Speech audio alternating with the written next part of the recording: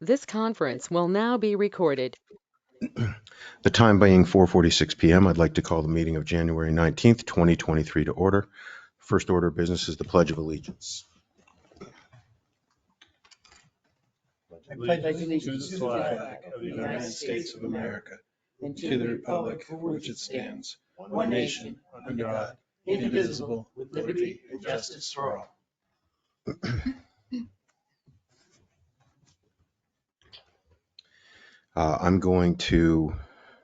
I'll start with accepting two donations. I make a motion to accept a donation of $3,000 from Walmart to the police department for community projects. Second. Motion and a second. Any discussion? Mr. Jessamine? What are community projects? The movie in the park, for instance? Yes. Any? But it's not limited to the movie in the park. No, no. I think the chief is gonna do like a national night out or something like that. So Sweet, good, Excellent. yay. Good. If you need the burger guy, I'm his man. Yes, you are. Any further discussion? All those in favor, please indicate by saying aye. Aye. Thank you to Walmart for that generous donation. I'd like to make a motion to accept a donation of $1,000 from Tanger Outlets to the police department for community projects. Second. Motion and a second. Discussion? How did this come about that all of a sudden these local businesses are donating to the police department? Anybody have an idea? Begging. I have a sneaking suspicion. Somebody's been out pounding pavement? Detective Mhm. Murray. Resourcefulness. Our gung-ho, Yes. badger-like Detective Murray, I think, has been on this. Thankful for all the police officers, And I- especially Detective Murray. Yeah, and I mean that in the most badger in the most Yes. endearing way. Yes. Yeah. So, Right. so I don't want to be banned from patting Walter, so that's a good thing. Any further discussion? Yep. So, Could have been Walter that was at the doorstop. oh, there's no doubt. Well, I don't know. If Walter was there, he probably would have been more money. But, Me too. all those in favor, please indicate by saying aye. Aye. Aye. So again, great thanks to Tanger Outlets for their $1,000 donation to community projects. Should we table the minutes until Mr. Scanlon gets here? So we were going to review minutes from 1:15. anyone heard from him? I did not get anything today from him. So I haven't heard from him. I would be in favor of tabling the minutes. I till think, later. wait, hear a door. we may have, I just heard the door. That could be him. So, That's probably him. yeah, hurried steps up this. So Trip. no, let's not have that. No. He's got a nice pile of information here. So we'll do a quick thanks for those who are viewing this either now live or at a later date, to everyone who got the new technology installed here. Mr. Pearson, I'm sure, was a great general contractor for that. We've got multiple screens that we can see now, and hopefully, well, from what we've heard, the audio is vastly improved. So thank you for that. Mr. Scanlon, how are you? Right. Good. So we were holding off on the minutes until you got here. So if we could take a review of the minutes of January 5th, 2023.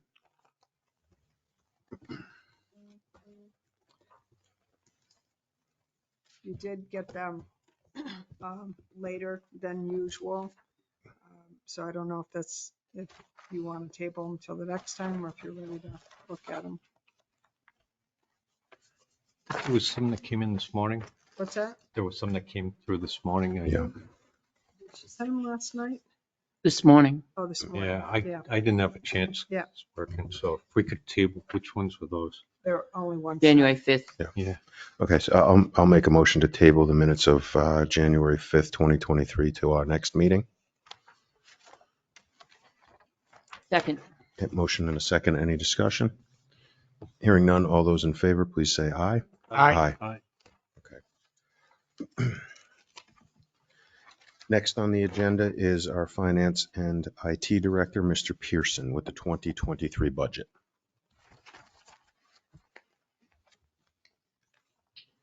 Okay, so in your binders, you'll find a copy of my report and also the the budget, an updated budget. And last night, the Budget Committee met and reviewed the Sewer Commission budget and also Lockmere Village Water District. They approved the sewer budget at $699,377, which is an increase of $187,307, roughly 36.6% relative to the increases that are being passed down to them through the state's facility in Franklin. And they approved the Tilton Northfield Water District's budget. And then I reviewed changes with them last night that which are in the department requested column. Yes. It was the Lockmere Village Water District budget, not Tilton Northfield Water District. Oh, I'm sorry. That- Yes. just Yeah, you're for the absolutely right. record. I have Tilton Northfield Water on my mind tonight.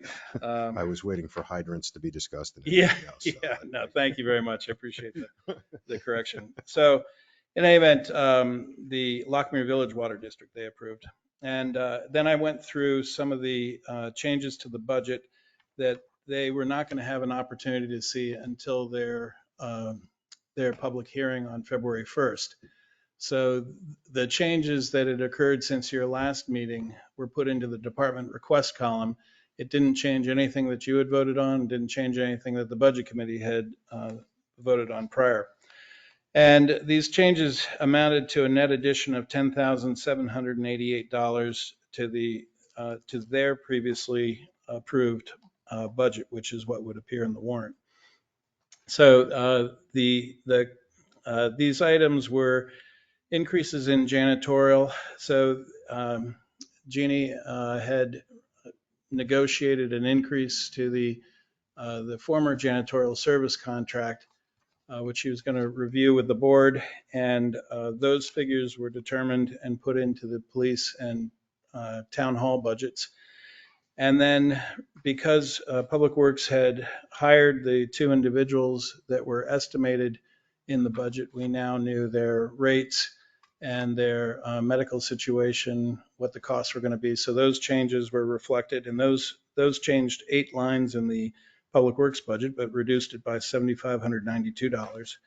In addition, we received our first normal full month of Eversource large system power street lighting bills, and it reflected a substantial decrease further than what I had expected for what we were going to see, but it only includes a portion of the new distribution costs. So I felt comfortable enough to reduce the request by $8,000, and it's possible maybe by March we could reduce it further, depending upon once we see what the full distribution costs look like. So this was a partial month in January, partial month in December. In addition, we decreased $1,220 in the police department budget and equipment maintenance, repairs, and tech. And that's because we originally budgeted Cellbrite at $6,100, which is what we had been quoted for the renewal. But as I had mentioned in a previous meeting, we were actually able to, we thought we were going to be able to renew it, and we were successful in doing so at $4,880. And that was by circumventing the newly anointed sales and marketing company charged with doing their renewals. And we did it direct with Cellbrite. So I don't know how long that will last, but hopefully that'll be the case this next year. And also, Jeannie and I had discussed the town hall maintenance and repairs at length and felt that, given the nature of the environment and the financial environment of the town and what we're going to be looking at and asking for at town meeting, that particularly with the addition of the new capital reserve fund for town building infrastructure, we thought it might be prudent to say that if and this is a proposal to the board, if the warrant article passes for the town infrastructure capital reserve fund, that then $15,000 would be reduced in the town hall maintenance and repairs line, which currently has $45,000 budgeted in it. And so that wasn't a change to this budget. It was just a note in the budget line. But the changes that the Budget Committee approved were the decrease in the PD of $1,220, a decrease in street lighting of $8,000, decrease in public works of $75.92, and they opted not to address the increase in janitorial costs and to delay that until the public hearing of February 1st. So they accepted the decreases and waited on the increases.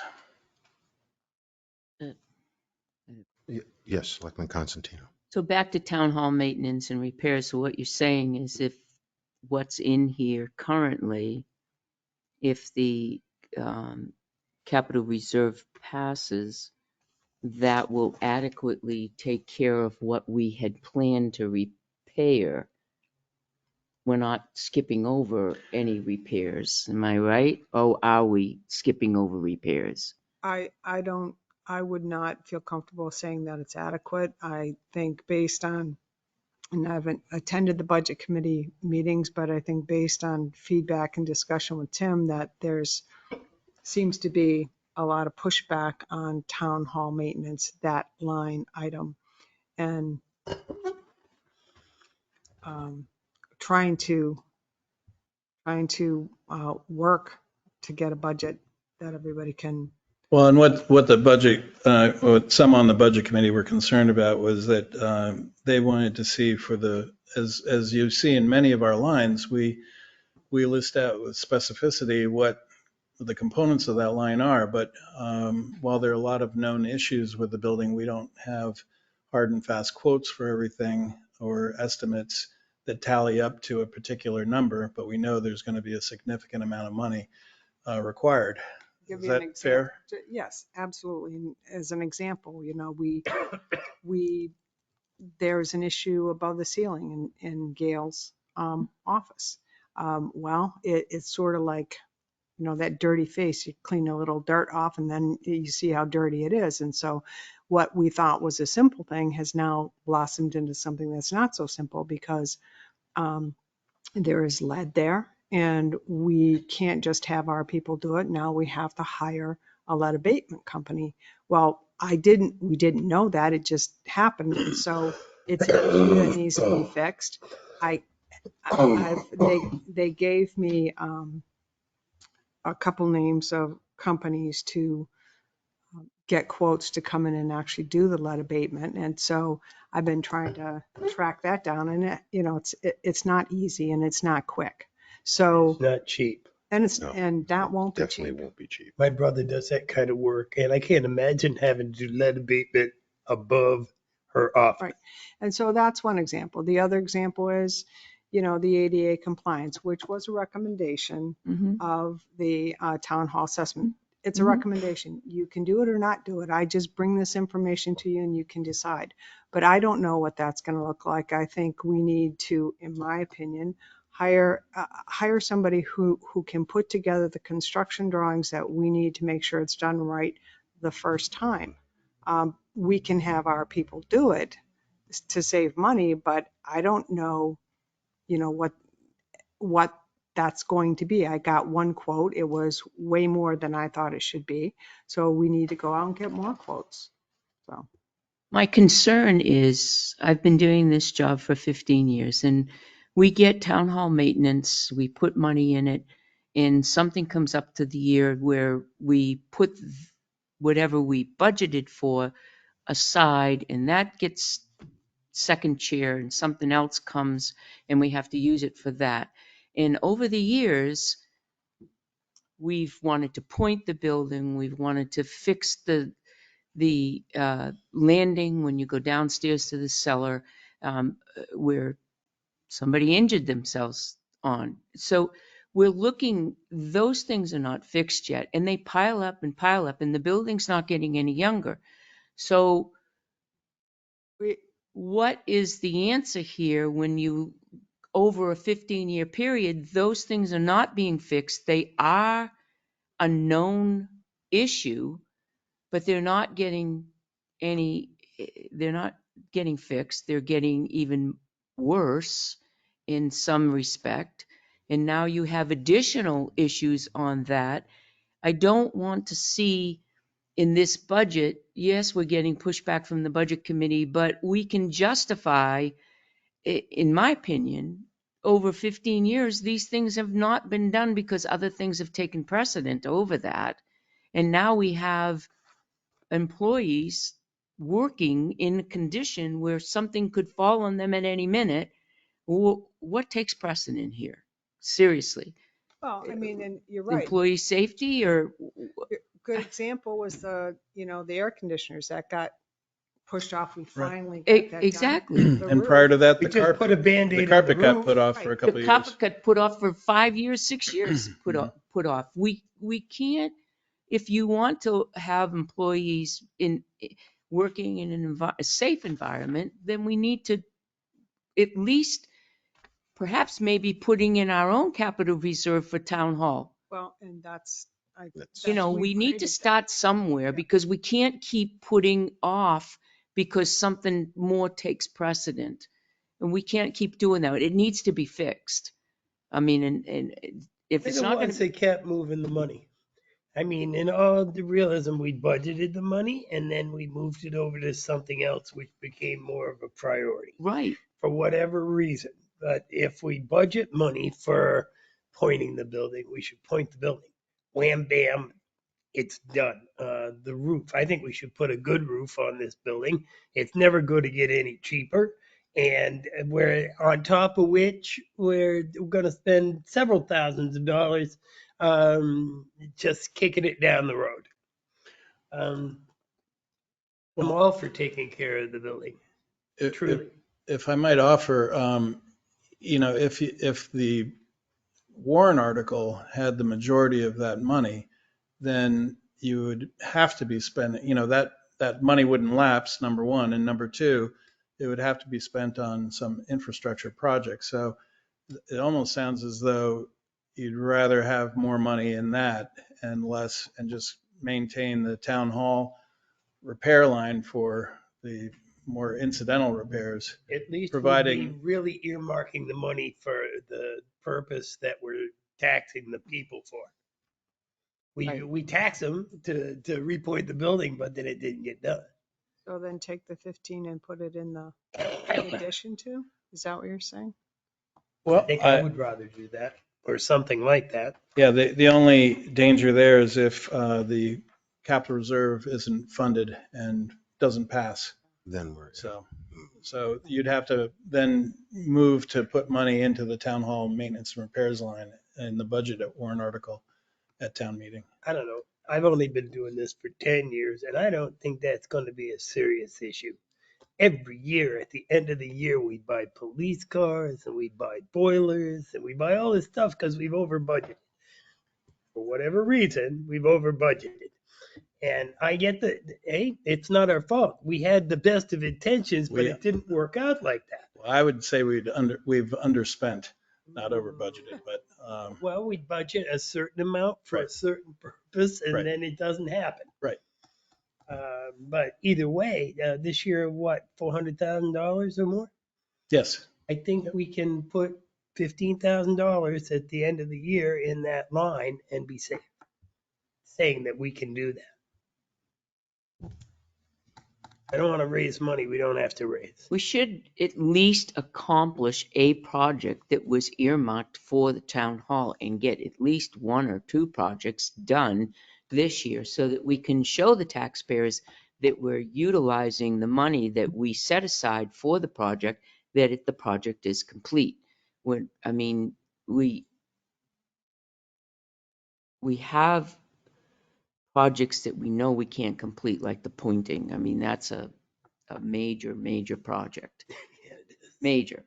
But going forward, maybe we can do something with the $15,000, whatever you recommend, but going forward, maybe starting a capital reserve just for, we do it for trucks and highways and bridges and things like that. Maybe we should do it for town hall going forward and list the things that we need done going forward, specifically for town For hall town hall. repairs. Mr. Pyra. We have that as a warrant article this year for town buildings, a Right. maintenance. I don't know if it's called a maintenance fund, but it's infrastructure Town fund. buildings, infrastructure. So we have that. It's, we have Mhm. $20,000 for building infrastructure. Structure. What's it? It's supposed to be Infrastructure. structure, yeah. Yeah, capital reserve fund. It's a new. We have $20,000. It's for town hall, the PD, the public works, senior center, and Riverfront Park. Park. So so I think we can actually beg the question, is that enough in terms of what Selectman Constantino and Selectman Jessamine are saying? You know, and we all know it's that we have a building that is, it's old. It's an aging building. So these, you know, these things of going above the raised ceiling or going above the drop ceiling, we could be facing those things in the future. You know, Right, because you know that one project that we know that to keep an employee safe, both employees in that corner downstairs is going to exceed 15,000. We know that. So if we know that, why are we taking $15,000 out, putting $20,000 in for 3 buildings or 4 buildings? It- We could still use that money for this building, though. We can. It I don't gives think- us more latitude in the future, but we can spend all the money in that on town hall if we had to. Mr. Scanlon. So I'm looking at our financial report in number E, and it said then reduce the maintenance lines, or then maintenance and repair lines will be reduced by $15,000. I think we should not be reducing $15,000. It's, So just leave it at 45 in the budget. well, we've got the town infrastructure capital reserve fund is approved at 20,000, and then we'd have also $15,000 for Mm. our repair lines, and I'm reducing it. Right, so there'd be 45,000 in the town hall maintenance and repairs, and then 20,000 in the capital reserve. So 65,000 between them. Yeah. And And then, next year we can look into if we'll have a better idea on things and costs. And maybe we won't need to fund that every year at that rate, but we can at least, keep building it up a little bit. Well, if, I was gonna say, we already know that to repair the roof, I think the quote was like over 100,000 right there. That's gonna need to be done. Mr. and Pyra. One thing that has always bothered me a little bit, and it's nothing against anyone here, but it always seems like when we have these repairs come up, we're rushing to get estimates, and we may not get the best bang for our buck. If we take a year, we put the 20,000 there, we know some of the things that we have to do, but it gives Jeannie a time. We tell her what the priority projects are. If it's the roof or whatever, take the year, get the estimates that we need so that we can, maybe we get 5 estimates. I don't know, but maybe one of them will be under $100,000. And then next year, as we're preparing the budget, we have the list of things that we've prioritized, and we can put them into that infrastructure fund.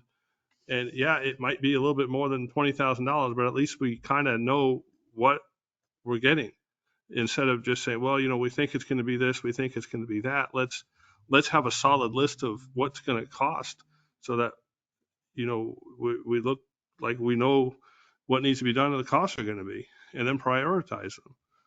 I mean, that's just my only opinion. I'm one of 5, but I feel like we're always rushing to get these things done. Let's take a year, prioritize some of these things, and then, get estimates, multiple estimates, and do it. My piece. I think, and I think because we have the other warrant article that we all agreed with, the sidewalks, et cetera, that we all agreed to keep at the same amount. And I wonder that if going forward, that this capital reserve fund, we start thinking about it in the same way, so that you can have that bank account, so to speak, that there may be a year where there's only 3,500 that's needed, but you still have it and it continues to accumulate. Because then it sort of leaves it where we're looking at it. And as Joe stated, it's one where we've got the money in hand, and it has to be allocated for the projects on this building or DPW or whatever it is, which locks us into, not shifting it over. So just something to think about going forward. It's, as we all know, we've got a great building here, but it was a great building finished in 1879. So there's a lot of 1879 still around.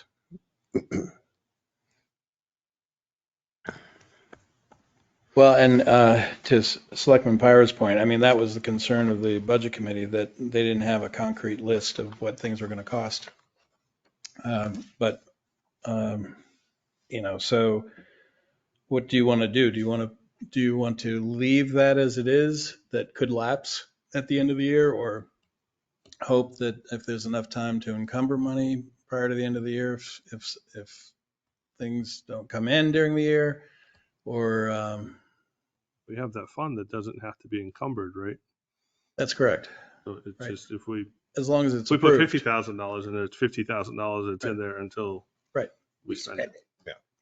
It's in perpetuity. I mean, I'd rather not have to encumber Right. because when you're encumbering it, to Joe's point earlier, where, we over budgeted, or you say underspent, A little of both. it's a little bit of both, Yeah. which is good. I mean, it means that we're watching our budget and we're watching the bottom line. But, I think to the taxpayers, it's like, oh geez, they always have this money to encumber things, to buy things at the end of the year. But where if we have this fund, it's there. It's that rainy day fund. We can do these things. Selectman Constantino. I think, though, to Eric's point, this really isn't a rainy day fund right now. It could be in the future.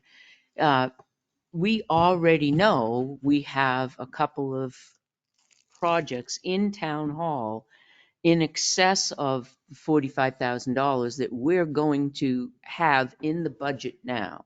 We already know that. Do we have actual estimates in front of us? No, we don't. But we already know in excess of that, even the corner office, that it's going to go well beyond that. I say leave the $15,000 in the budget and go with the capital reserve of 20,000. If it exceeds, which we think that it will exceed, the $35,000 for that project down in the corner office, it has to be done. It has to be done. It's employee safety.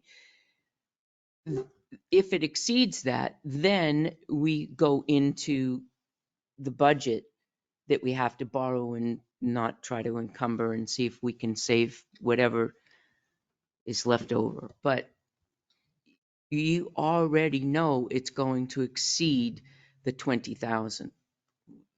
That's a fact. Just lead abatement. I agree with Selectman Constantino on leaving the 15,000 in and having the $20,000 capital reserve. Are we going to start that corner office project relatively soon? It has been started. Now I'm waiting to find people who do that kind of work. Okay. So Out straight.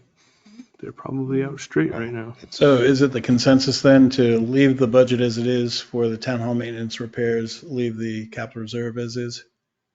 Okay. All right. I'll take that note out. And as you go through the budget, you'll notice that there are black squares. On the first page, that is representative of the sewer budget of $699,377.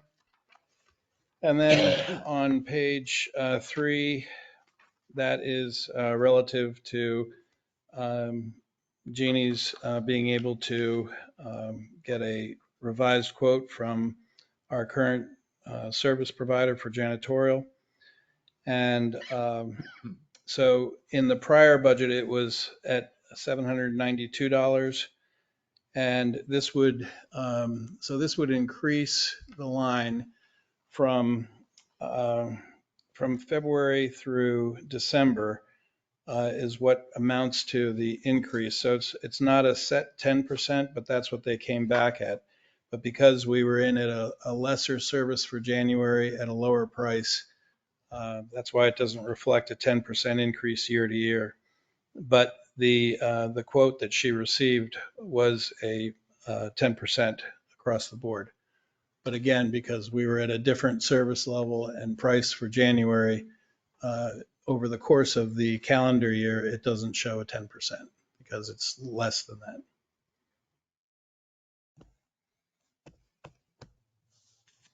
And the same comment goes for the police department's janitorial service. And that is on page 12. And that had been $1,700 and it was bumped back up to $20,000.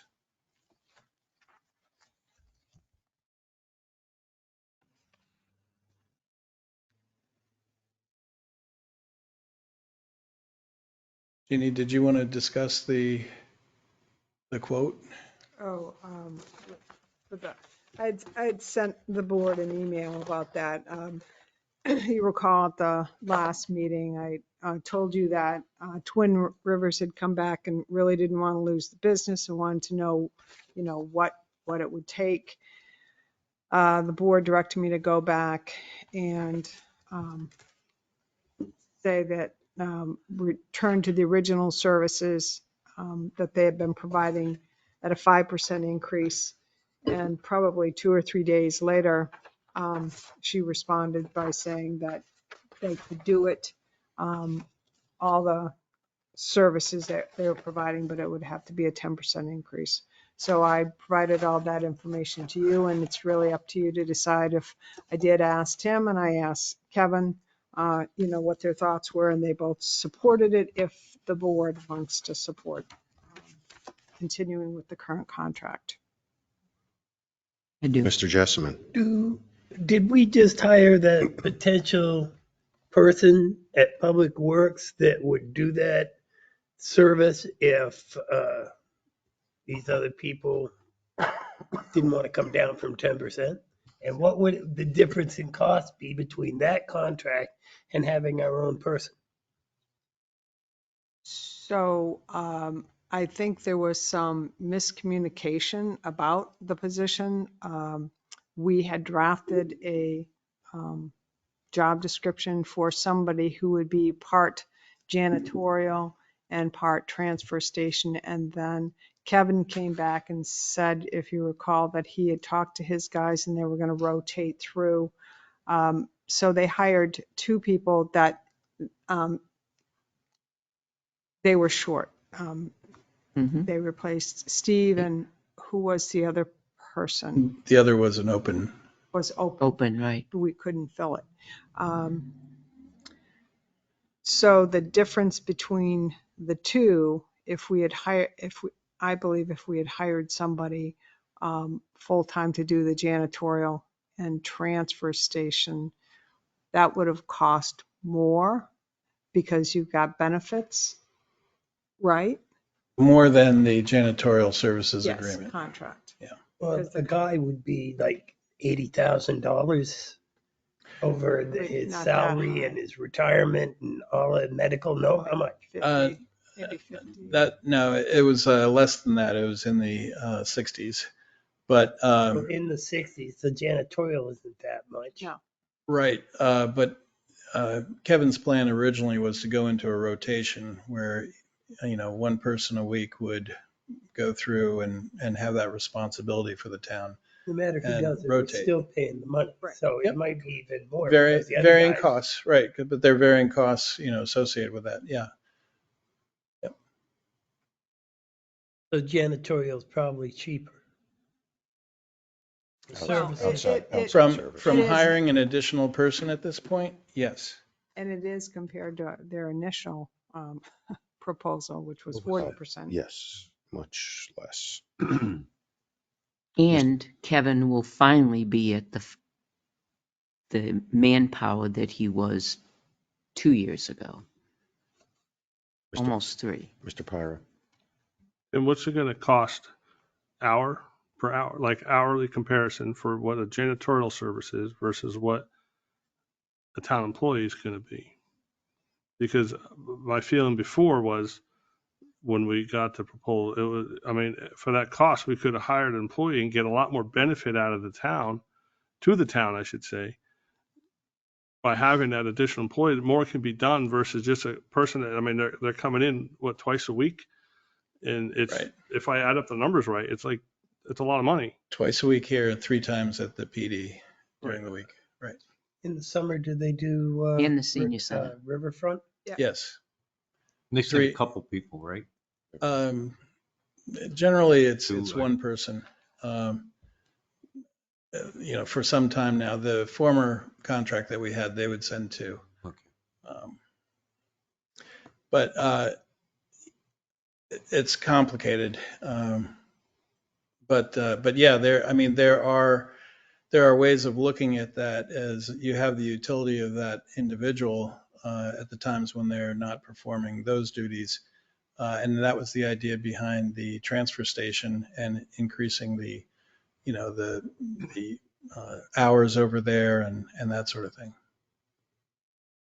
It just seems like a lot of money for not a lot of return.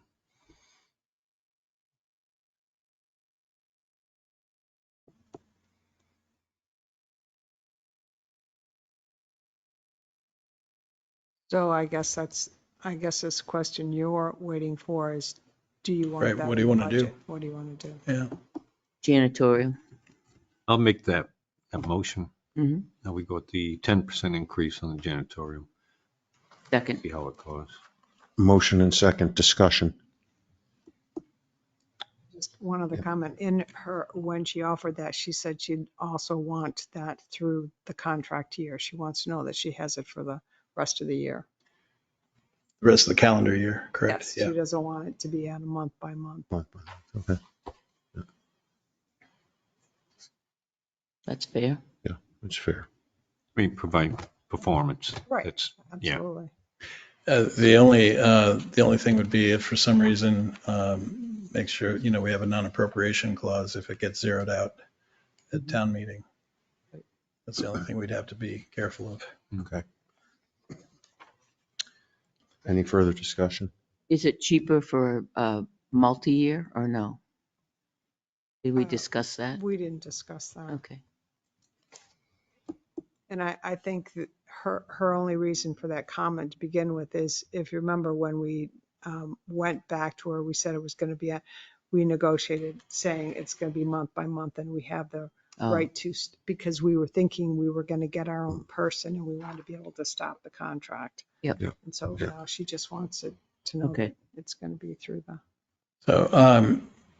So I would presume if you want to proceed forward, that then you would be amending your vote on that line on bottom page 3 from $792 to $10,092 for town hall. And on page 12 for the PD, get to page 12. Page 12, you'd be amending that line from $1,700 that you approved at your last meeting to $20,000.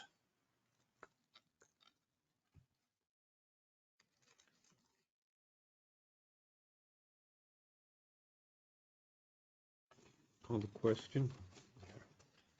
Question has been called. All those in favor, please indicate by saying aye. Aye. Aye. Opposed? Nay. Nay. Motion passes. So am I correct in saying that also I'm permitted to increase those lines to that amount? Just mentioned? Yes, do you need a motion or? Well, I guess I was hoping it was going to get amended, but. I'll make a motion to amend line 385 Town Hall janitorial and line 450 PD janitorial to PD janitorial to $20,000 and Town Hall janitorial to $10,092. Second. Motion and a second discussion. Hearing none, all those in favor, please indicate by saying aye. Aye. Opposed? Nay. Nay. Motion passes. Okay, all right, thank you. So then if you move forward to page 4, I will remove the note about the capital reserve fund in there. The department request will stay, as well as selectmen's voted at 45,000. Mhm. The next change is in the public works, and that is reducing 8 different lines, which totals $7,592. And that pertains to the actual numbers for the 2 additional employees that were just hired. And again, would you be changing them? Because at the time the budget was first developed with the department request, we didn't have specific numbers for health or, Yep. also for wages based on skills and that sort of thing Mhm. that we do now. Got it. Thank you. So if the board's in agreement, if someone would make a motion to lower those 8 lines, which are highway salaries, crews wages, merit raise pool, FICA, Medicare, life disability, retirement group 1, health insurance and dental insurance by a total of $7,592. I can make that change in the budget prior to public hearing. So moved. Second that. Motion and a second discussion. Hearing none, all those in favor, please indicate by saying aye. Aye. Aye. On the bottom of page 9, you'll see the street lighting line. And again, as I said, that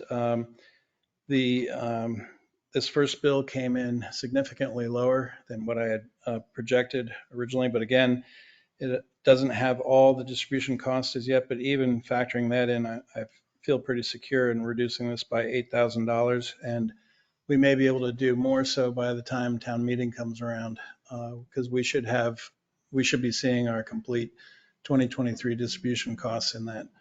So that would be making a motion to reduce highway street lighting from 25,450 to 17,450. So moved.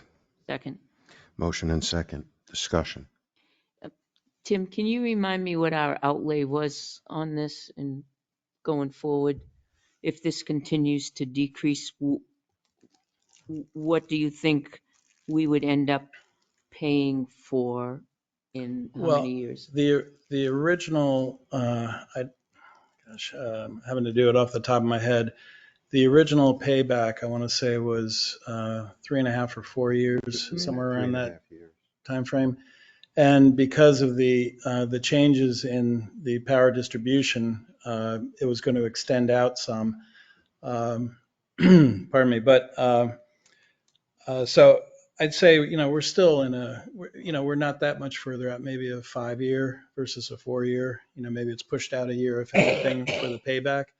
But we also have the capability, if you drive around the streets and you see, particularly parking lots, things like that, that at 2 a.m. may not have to be lit at 100%. And there is a whole mode where you can set schedules and intensity. It's not a 1-for-1 as you go through these things, but there are some additional savings that could probably be looked at over time. But I would say that if we were really fortunate, we might be looking at maybe a $20,000 reduction in best case from last year and last year budget. But again, it's really hard to say. There's a lot of variables involved in how they calculate their distribution costs. But we're also at the peak in terms of hours used as well.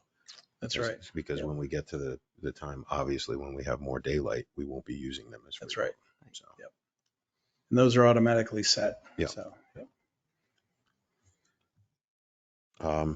Any other discussion? All those in favor, please indicate by saying aye. Aye. Opposed? Motion passes. Okay, then on page 11, under Police Department Equipment Maintenance, Repairs and Tech, again, that's the Celebrate license. In your prior budget, you would have seen that the detail line, the notes showing $6,100 for the license, and we were successful in renewing it for $4,880, as I already discussed. Nice job.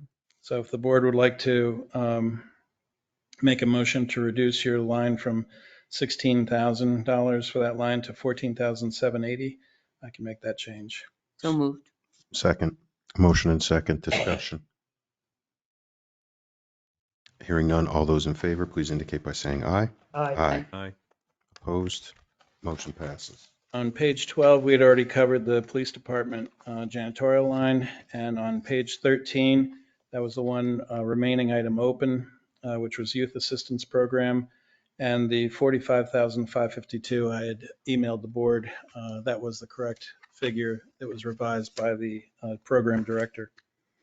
I'll make a motion to approve the Youth Assistance Program 2023 budget request for $45,552. Second. Motion and second. Discussion. Hearing none. All those in favor, please indicate by saying aye. Aye. Aye. Opposed? Aye. Motion. Okay. Motion passes. Let's see. On page 14, I added the estimated sewer revenue pass-through of $699,377. So technically, while the townspeople will vote on the budget committee recommended budget in the warrant article, I would advise the board should vote on the sewer commission's budget, as that will be our total appropriation that you'll sign off on for DRA's purposes. I'll make, Question. yep. Do you want me to Oh, make go a ahead. do Make the motion Yeah, first, I'll make yeah. a motion to accept the estimated sewer revenue pass-through at $699,377. Second. Motion and second. Discussion. Selectman Constantino. Scott, at the meeting, did they indicate any upcoming projects to indicate the increase? So the immense increase comes from what they're having to, what the cost that is being passed down to them from the New Hampshire DES. So in each line from the state of New Hampshire, the increase is significant, and it's significant enough to, I think it was, I want to say off the top of my head, you're probably looking at about $102,000, I think, for that overall increase. And then they have a few projects. Part of that discussion, and we as a board can think about this, was just trying to be able to coordinate both our road plan, water department's needs in terms of what they need to change under our roads, and then the sewer department's changes that they would have to make as we go forward with our paving plan. So that, I know that's not pertinent to this, but just something for Well, us to that's think about. very pertinent because Yeah. that's was what I was asking. Yeah, so Are I they mean, working with us? so, yeah, well, Yeah. the thing is, I would like to suggest that the board might want to facilitate all three bodies being able to get into a room just to have the discussion about how they're going to pass along the information and share the information together, because it seems a tad disconnected right now. So, and we know that we obviously have three vital services to the people of the town. So I think trying to get them all on the same page and at the same, communication level, et cetera, would be very helpful to all three, so that they can do their budgeting as far out, so that we know that we're not getting stuck with, but that we've got to sort of encumber $126,000 of non-paved roads, be able to explain that out. So if we Before can, the spring comes. well, yeah, I think if we can get them all there, be able to let the sewer know, okay, here's what we're looking at down line. Water department knows, then the water, so they're allowed to budget. So as you know, just the whole sort of I agree. movement and metrics of that whole thing need to be taken care of, Who's because going to they're, facilitate that? well, I think we may have to be the ones who say, come on in, and Come on in. yeah, and here's what we expect. All I right. think that's what we need to do. So, Let's Mr. Pyro. do Wouldn't it. you want to include Liberty Utilities in that? Because they also have lines that are under our roads. No. anyone with buried infrastructure. Yeah. Yeah. So any, yeah, Lockmere Village District has some that goes under roads. It's not buried in the roadway, but it goes under the roads nonetheless. Yeah. Good. So that's good. I'm glad we had that. I believe your motion referred specifically to the revenue, but maybe you'd like to include the sewer commission expense as well. So that would be on the first page. But it's the same amount, $699,377 for their budget and revenue pass through. Okay, so yeah, so I'll amend to be for the sewer commission budget and revenue pass through of $699,377. Thanks. Amend my second. Okay. Motion second. Any further discussion? So, good. I'll just reiterate. They had it outlined, and you would be amazed the numbers that come through in terms of the DES and the water treatment plant, et cetera, for next year. And the increase in cost it's staggering. So We were warned a few years ago it Yeah. was coming. So hearing no further discussion, all those in favor, please indicate by saying aye. Aye. Opposed? Motion passes. The last thing I have is just on the very last page. And perhaps when Jeannie's going through the warrant articles, we're discussing that. We have a change to the CBA wage increase warrant article, which we can explain. And that arose as a result of the attorney reviewing our warrant articles and making a change recommendation as to how it's presented.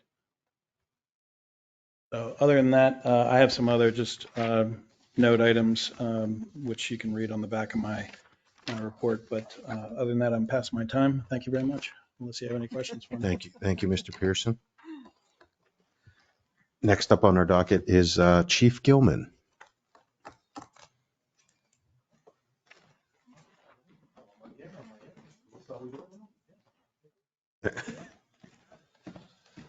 Right. This is live right here. Okay, perfect. Get situated here. All right. Good evening. Evening, Chief Gilman. How's everybody tonight? Good We're good. so far? All right. So I'm here tonight real quick. So much time going over the school resource MOU through the town. So I got together with the prosecutor and also some of the school employees to go over this MOU, just to see where they're at. And really a lot of the stuff, if you see, is a lot of language that needed to just be updated. Excuse me, does everybody have a copy? Did you bring your copy? Do you need a I copy? did not bring that. I did not bring a copy, These, but I've read through it. Oh, good. I did read through it. I read through it. Oh, You're printing out. I sent you a copy. yeah, One. I'll pull it up. Here. Yes. Got it.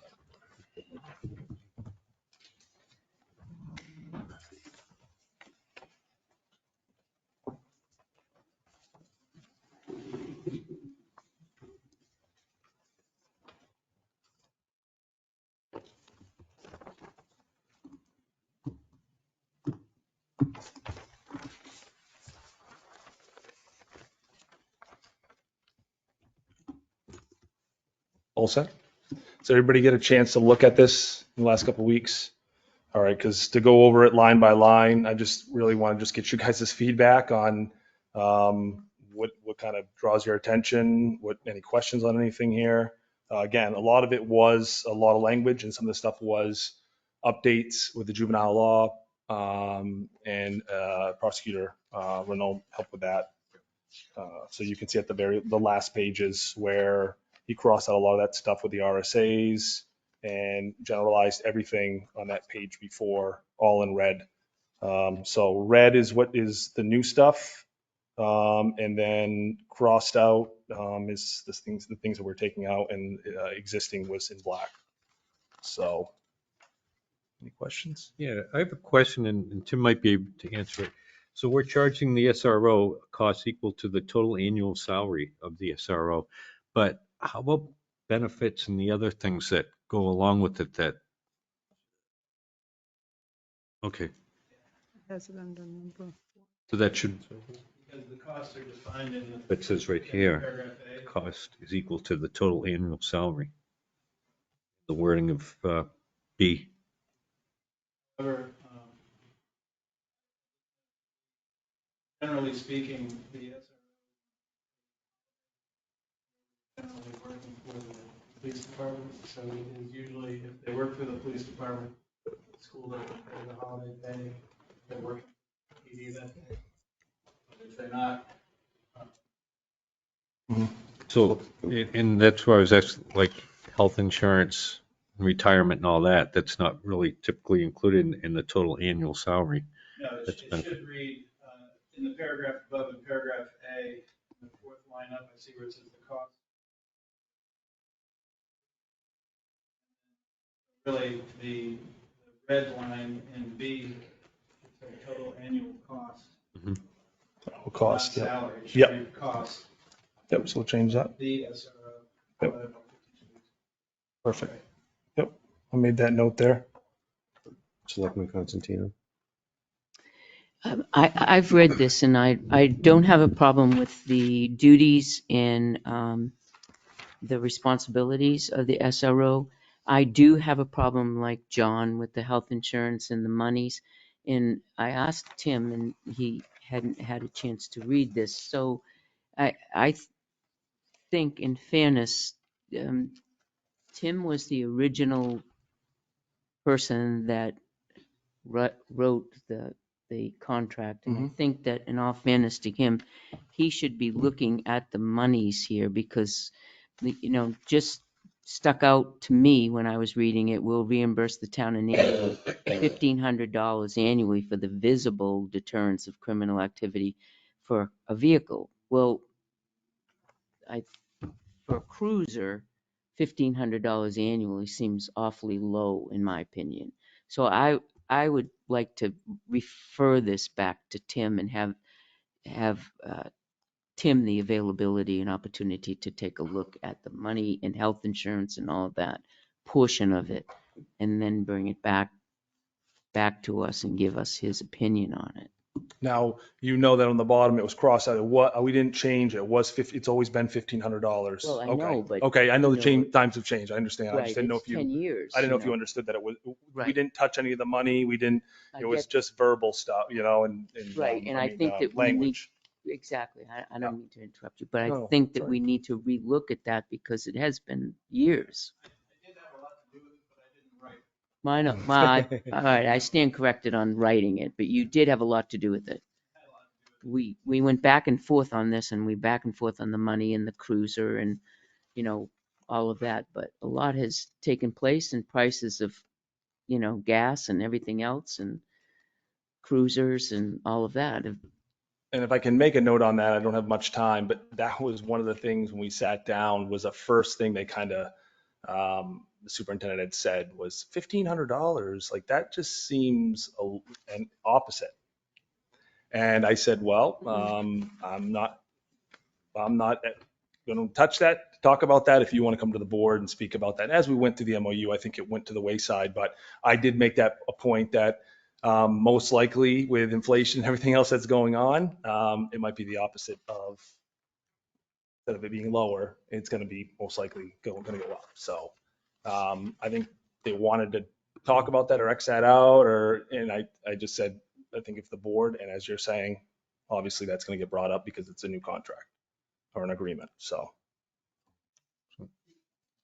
Mr. Scanlon? So I know it's in here somewhere, but you could probably answer it. The start time, I think it said that starts at 7:15 or something like that. Mhm.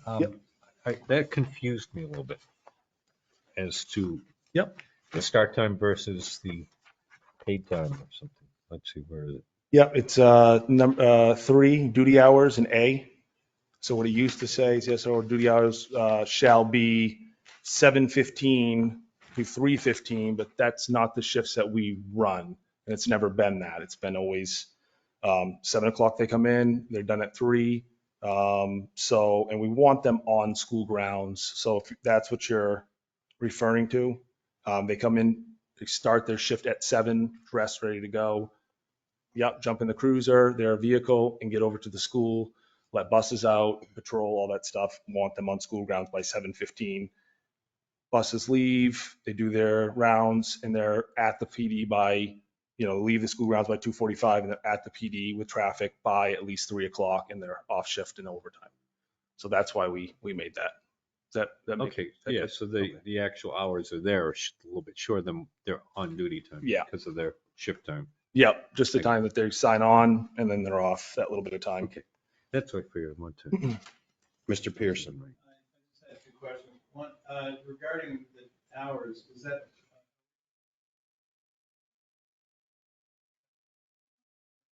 like the high school like these? Yep, that's correct. And then I noticed in B, it says overtime.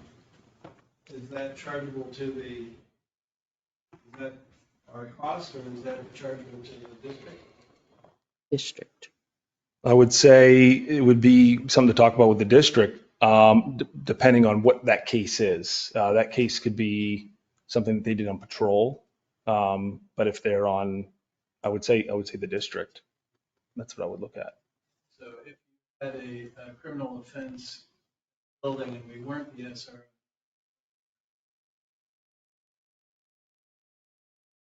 Yep. I'd be happy to. Yeah, that would be great. Chief Gilman, Section 7, subsection D, just a question, and I may be splitting hairs here.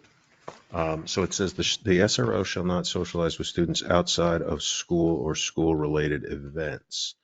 My only, I guess, worry on that is, with your officers who are so great at the parades, et cetera, if they're standing there and talking to one of the students at that time. So, do you know what I mean? I mean, we've got some folks who might split hairs Yeah. in the Yeah. community on that. So That'd be something to look at. I just wonder if it definitely. would be school related and town related events, Yep. because that might keep us covered just in Okay. terms of that. If they're hanging out on the curb when we're throwing candy and they're talking to the kids, then it's not people, those who might be picky in the community won't be so picky. Yeah, no.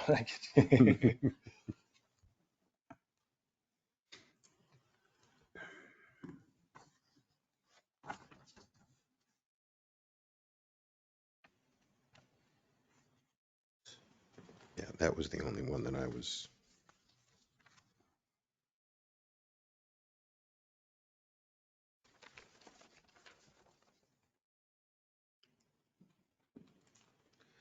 Anything else?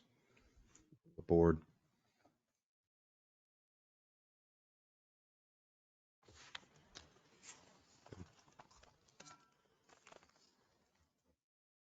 Well, I don't really understand the 7, subparagraph 2.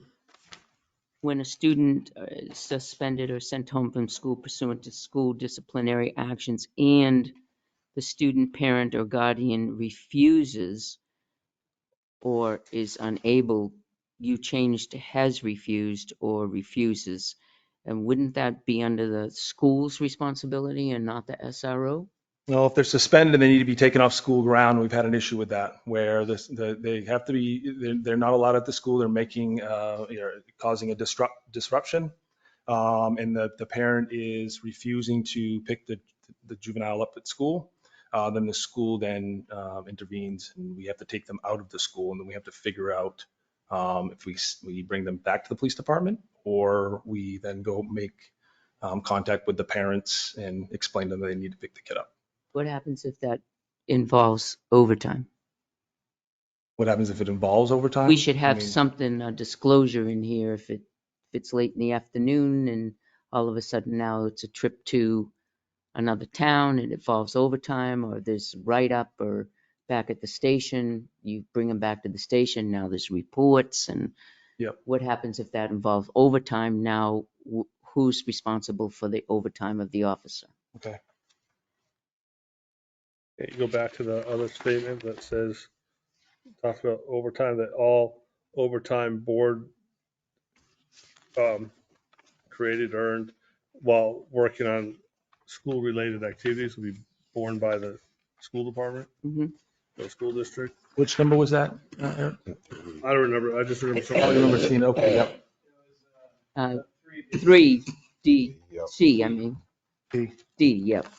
D, D's and David. 3B. D, it's a boy.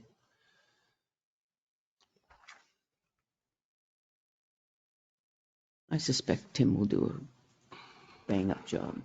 Well, that's going to be a big one, obviously, is the overtime and looking into that, who's going to pay, who's going to take care of that side of it. It shouldn't cost the taxpayers money to have an SRO at the school.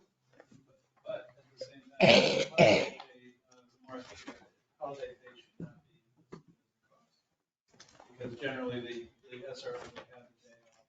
It would only be if they were working. And right now, as it stands, we need the bodies, so they've been working, we know that, but in the future, yeah.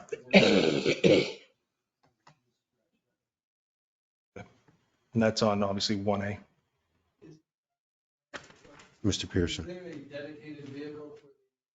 Correct. Yep. 5A. And that's in the maintenance log that states that also. Yeah. Um, So look at our costs from there. Yeah. It was before that, it was the 4A, and then that's the Taurus, and that's gone to the detail, and that's an SUV, the 5A. It used to be the supervisor's vehicle, the first SUV.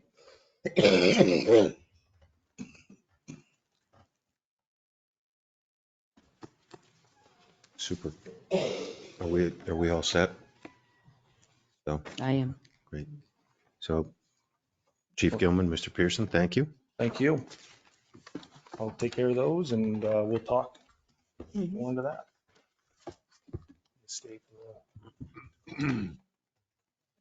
The Tacoma. We have this. I gave this to Tim to give.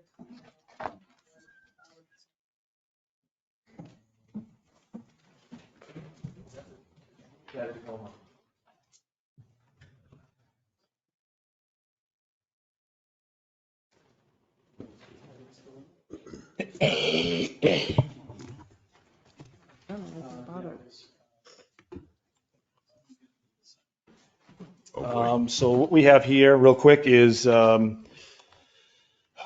have that vehicle, the Tacoma, it's been sitting down in the impound lot. So we finally finalized everything with that, and the U.S. Marshal Service. And Tim, we got all that figured out with the purchase price, and we have the title in hand. So we just need to get that signed. And then we'll talk, I guess, more about what we want to go forward with that. So. I motion the chair to sign it. Second. Motion and a second discussion. Which chair? Do you like Tacomas? So I love them. Bad joke. Any discussion on that? You give you the keys with. No, I think the chair just has to acquiesce no matter what. So hearing no discussion, all those in favor, please indicate by saying aye. Aye. All righty. All right. This is excellent. Does this mean I own a Tacoma now to go along with the rest of my Toyota fleet that's in my driveway? Yeah. Well, certificate to obtain.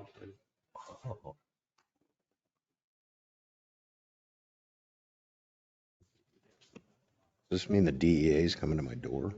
Mm-hmm. Thanks, Selectman Constantino. Yeah. Mm-hmm. Thank you for. Get the hung around. I've done that before. It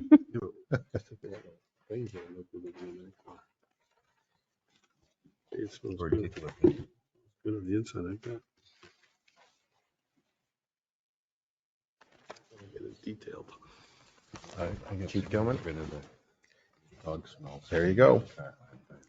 Looks like it's in triplicate too. Thank you. Oh, should have had Mr. Pearson sign for that. Not that it happens. All right. I just saw one yesterday. Chief, are you all set? Right. Okay, good. We've got a few minutes before we open up the public hearing.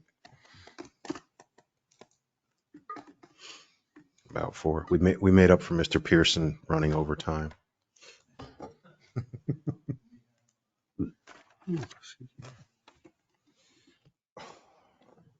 All right.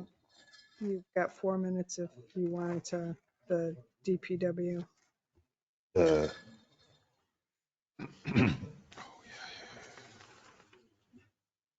Just announce the 2 Yeah. employees. So I'll take the time before the public hearing. I'd like to announce that the town has hired 2 new employees at the Department of Public Works. We'd like to welcome Tim Sargent and Aaron Bolia to the Department of Public Works crew. So welcome to Tilton. I could do that. No, stop. The candy's right here. Here, take some candy. So.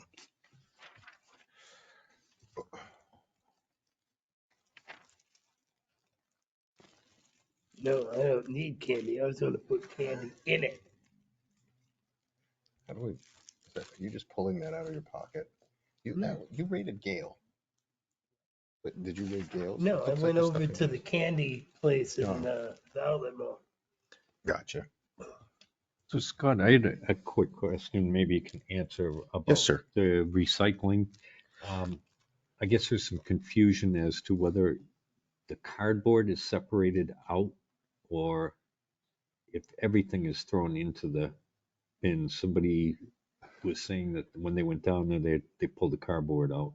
So all what I've read and been told is that when they get there, it's single stream and they hand everything in. So if Kevin and his crew are pulling cardboard out, then I think that's on them to pull the cardboard out of the. There's a dumpster and cardboard is the most cost effective thing for us to separate. Yeah. So we might want to make sure, tell people that there is a separate thing for cardboard so they don't mix them in. No, it's done by the crew, by the staff down there. We separate it for them. So when they dump their things off, and then right now at the transfer station, it's Right. What Kevin has said right now is everything is single stream.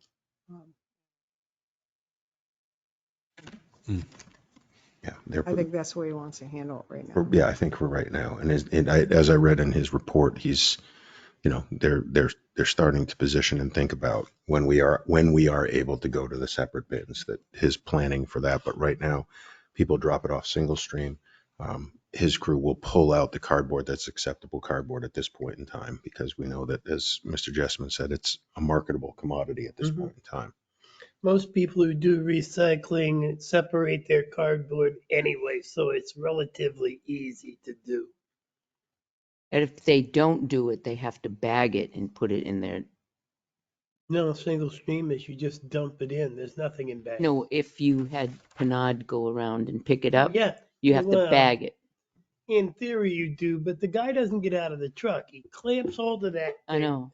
You could have it full of bricks and loose bricks, and he would just dump it in the truck. 6 He o'clock doesn't. can't They're come not quickly going to enough. know. My neighbor asked me. Let's not encourage people, Mr. Jessman. I'm not encouraging anybody. That's the reality No, of I know, what's going on with garbage. Good night, Chief. Thank you, Chief. Bye-bye. Thank you. All right, we're getting there. The time being 6 p.m., I'd like to open the public hearing for the purpose of accepting a one-time bridge payment in the amount of $75,992.30 in accordance with Senate Bill 401. Under the provisions of New Hampshire RSA 3195B, sections 2 through 4, to accept and to expend funds, a notice was published in the Laconia Daily Sun on January 6, 2023, posted on our website, Town Hall Bulletin Board, and kiosk. These funds are being made available from the State of New Hampshire Department of Transportation for maintenance, construction, and reconstruction of the municipally owned bridges for fiscal year 2023. This one-time bridge payment is not related to the quarterly block grant aid payments that a municipality receives. This payment can only be used on the maintenance, construction, or reconstruction of municipally owned bridges. Excuse me. Just as a little bit of background, per the New Hampshire Department of Transportation, the town of Tilton has one bridge in Tilton, and it's Elm Street, has one bridge in Tilton, Elm Street over the Winnipesaukee River, known to most of us as Cannon Bridge. Bridge starts in Tilton. Okay, therefore, the funds are designated as Tilton's. Further, per the New Hampshire Department of Transportation, these funds can be used for the Tilton Island Park Bridge. So, comments or questions from the selectmen?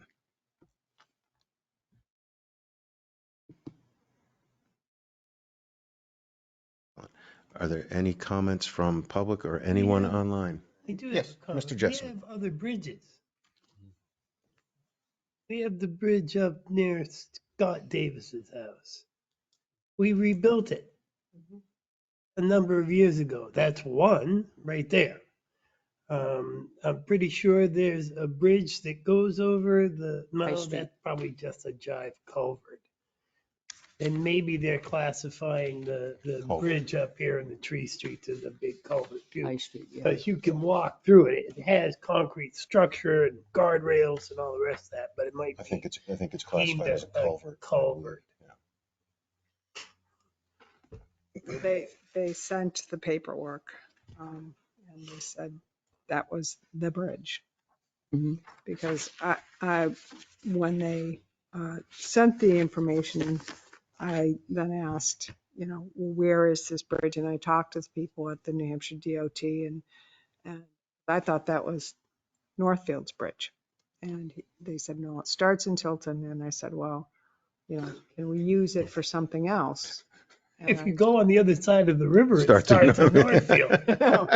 But So Listen, maybe they get their own separate payment. I don't know, because we split the cost. no, I think Cannon they Bridge, do, right? but this Cannon, is yeah. your portion. And We own half of it, yeah. Yeah. So I do have a question. yes. What are the potential repairs necessary to the Cannon Bridge in the short or medium term? Are there any? Because we just rebuilt it Mhm.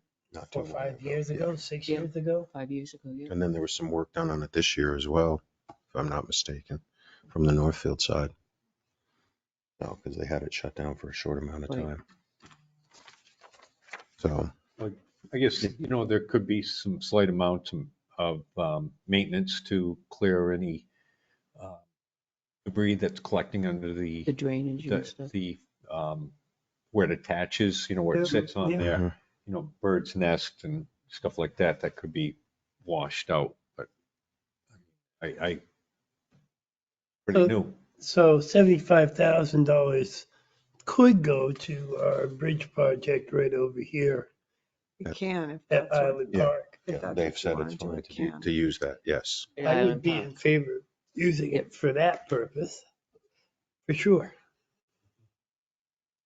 Can we use that as part of our money to go as a match?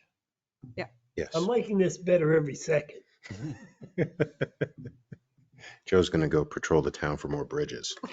No, I can see a number of roadways that pass over water, but that doesn't make them a bridge Could be a necessarily. box culvert. Well, it's like Culverts. Brook Road goes over that culvert. That's There's a right. culvert That's what I there, was too. thinking about That's that one state. as well. And it's not the only one. Right up here by the water company, there's a little brook that goes down It's a and it culvert. goes underneath a couple of roads. Yeah, yeah. The Well, state the one road, going into Samberton too, right? that's correct. Yeah. But those were probably culverts.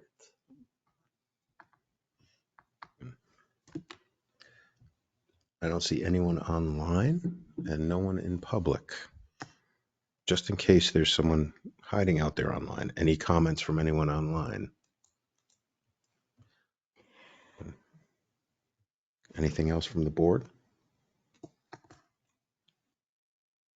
So we're in agreement to allocate the $75,992.30 Island Bridge. Well, we Island- accept the We accept $75,000. I'll make a motion to accept the money from the state. Second. Motion and second. Any further discussion? All those in favor indicate by saying aye. Aye. Aye. Opposed, motion passes. Excellent. So hearing no other comments or questions, I'll close the public hearing at 6:06 PM. Next order of business are selectmen's reports. Up first this evening is Mr. Scanlon. So let's see what's going on. We had the Conservation Commission meeting, and somebody came from Silver Lake that was working on the dam project. And Yeah, were they from the Dam Bureau, John? yes, They were? no, they were not. It Oh. was the dam chairman of the. At any rate, so there's a lot more to it than that. Apparently, the dam was planned to be down by Route 140. Okay, where it crosses there. That's where they're planning to do it, which now that raises all of the water out through the Tioga Swamp and out through there and backs it up through the Tioga River.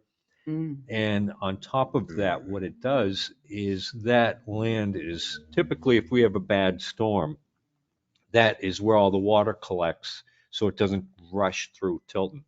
If we had a dam down there that would raise the water in the Tioga Swamp, removing that storage, and the water would just come directly down through Tilton, increasing it.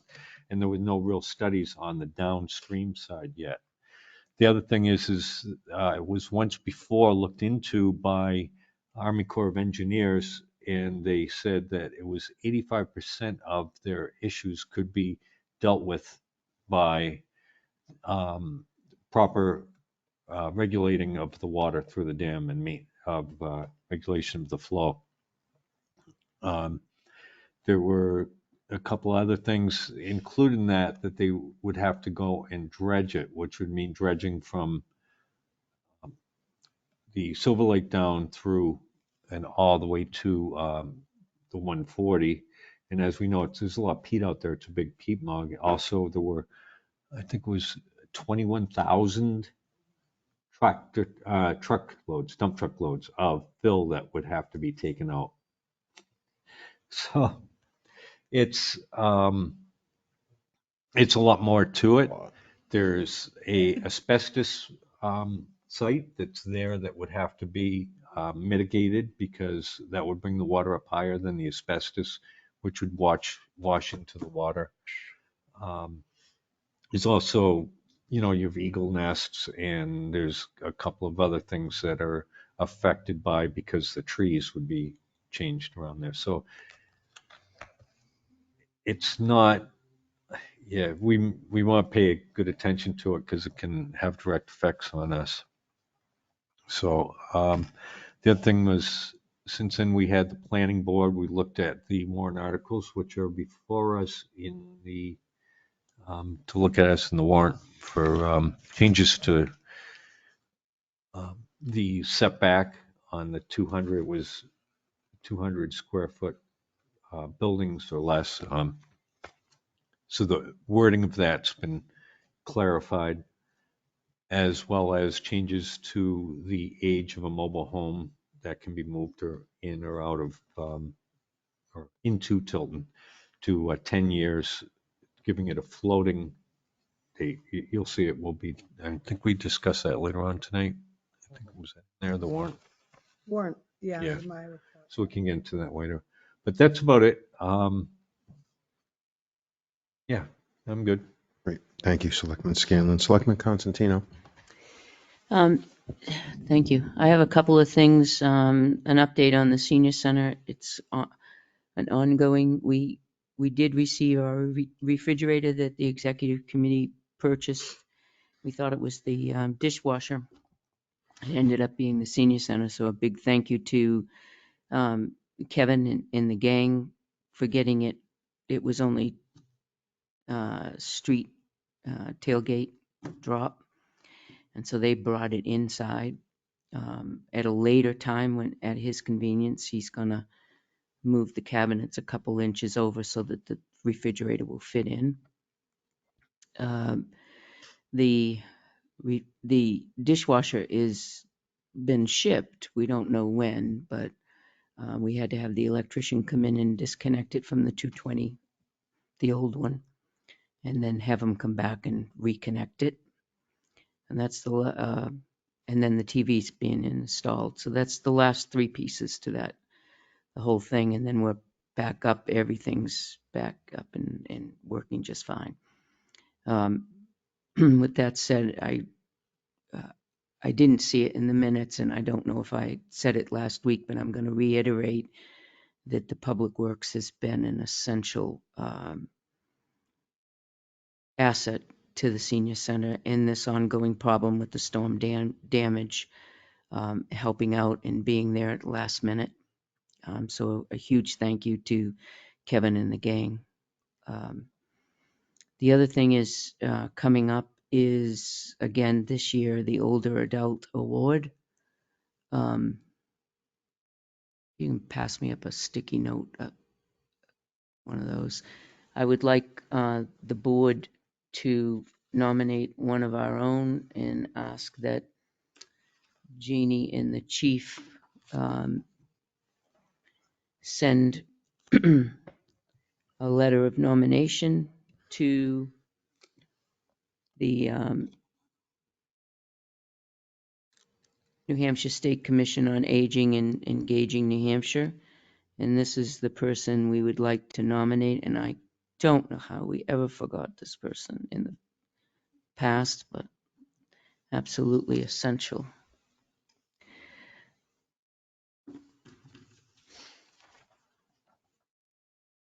The deadline to return the nomination is Friday, March 3rd.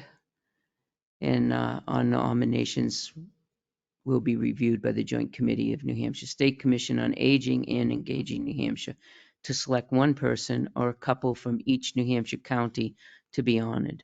An award ceremony will be held during the month of May in observation of Older American Month. Governor Sununu will be invited to participate in the presentation of the awards, schedule permitting. All nominees will receive a letter of commendation from the commission to let them know that they are appreciated by their community. Clarification, you said you wanted the chief and me to send a letter?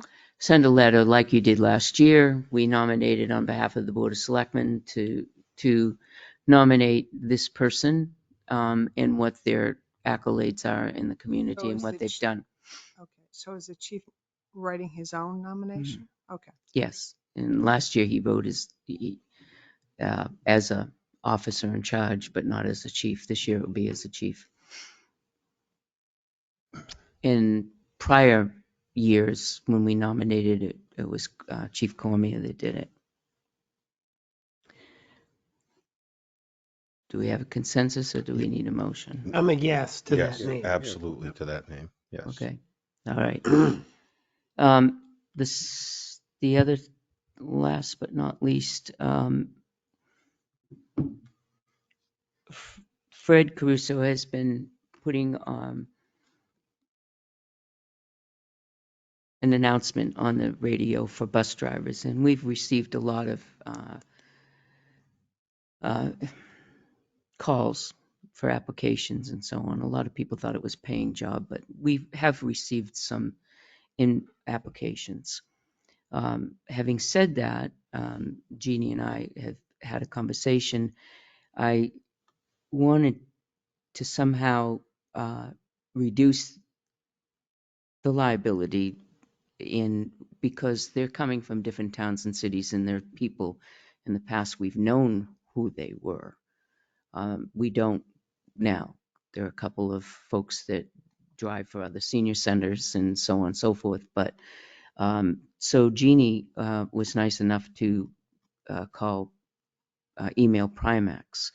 And one of the recommendations that they would like is says we would recommend a DMV check for driver history and the state and federal criminal history checks.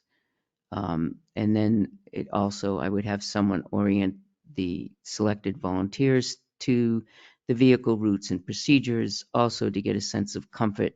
The volunteers can safely operate the vehicle before letting them begin the regular duties alone.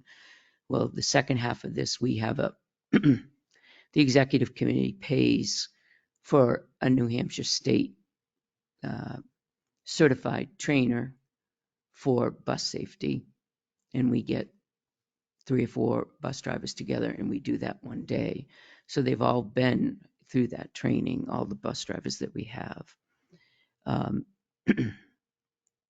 With the exception of one, and she's already been through the certified bus driving training already. So that part is done. But the other part, I would highly recommend, and I would ask the board what their thoughts are before we go any further accepting applications for people that drive bus for us. I mean, it's very exciting that we get somebody. Right now, we only have one bus driver, and he's really getting burnt out. He's taking an awful lot of people 4 or 5 times a week. Mr. Chairman? Mr. Scanlon. Yeah, I think it's a good idea to get those checks done. That's a pretty important thing to do. Agreed. I'm just confused. I thought that was part of the initial program that we would do background checks and driver record checks. We do a med card and a license, and they give us the license. I thought that was part of the standard protocol that you do. I mean, When we initially started the program, we used the manual from the Community Action Program, where we rewrote it to us. And we have that manual that was approved by the Board of Selectmen. And then we spoke with the sergeant that does bus safety, and off the top of my head, I don't know her name, but I have it written down. I'm talking about, But but it's we never did background checks. We never did driver record checks of So, people that were driving the bus. If you let me explain this, I'll finish my sentence. When I spoke with the trooper that did this at DMV, that does passenger safety and bus safety, what was recommended was the CDL, the med card, and the licenses. That's what was recommended at the time, and that's what I presented to the board. Good. I just don't do background checks, that's all.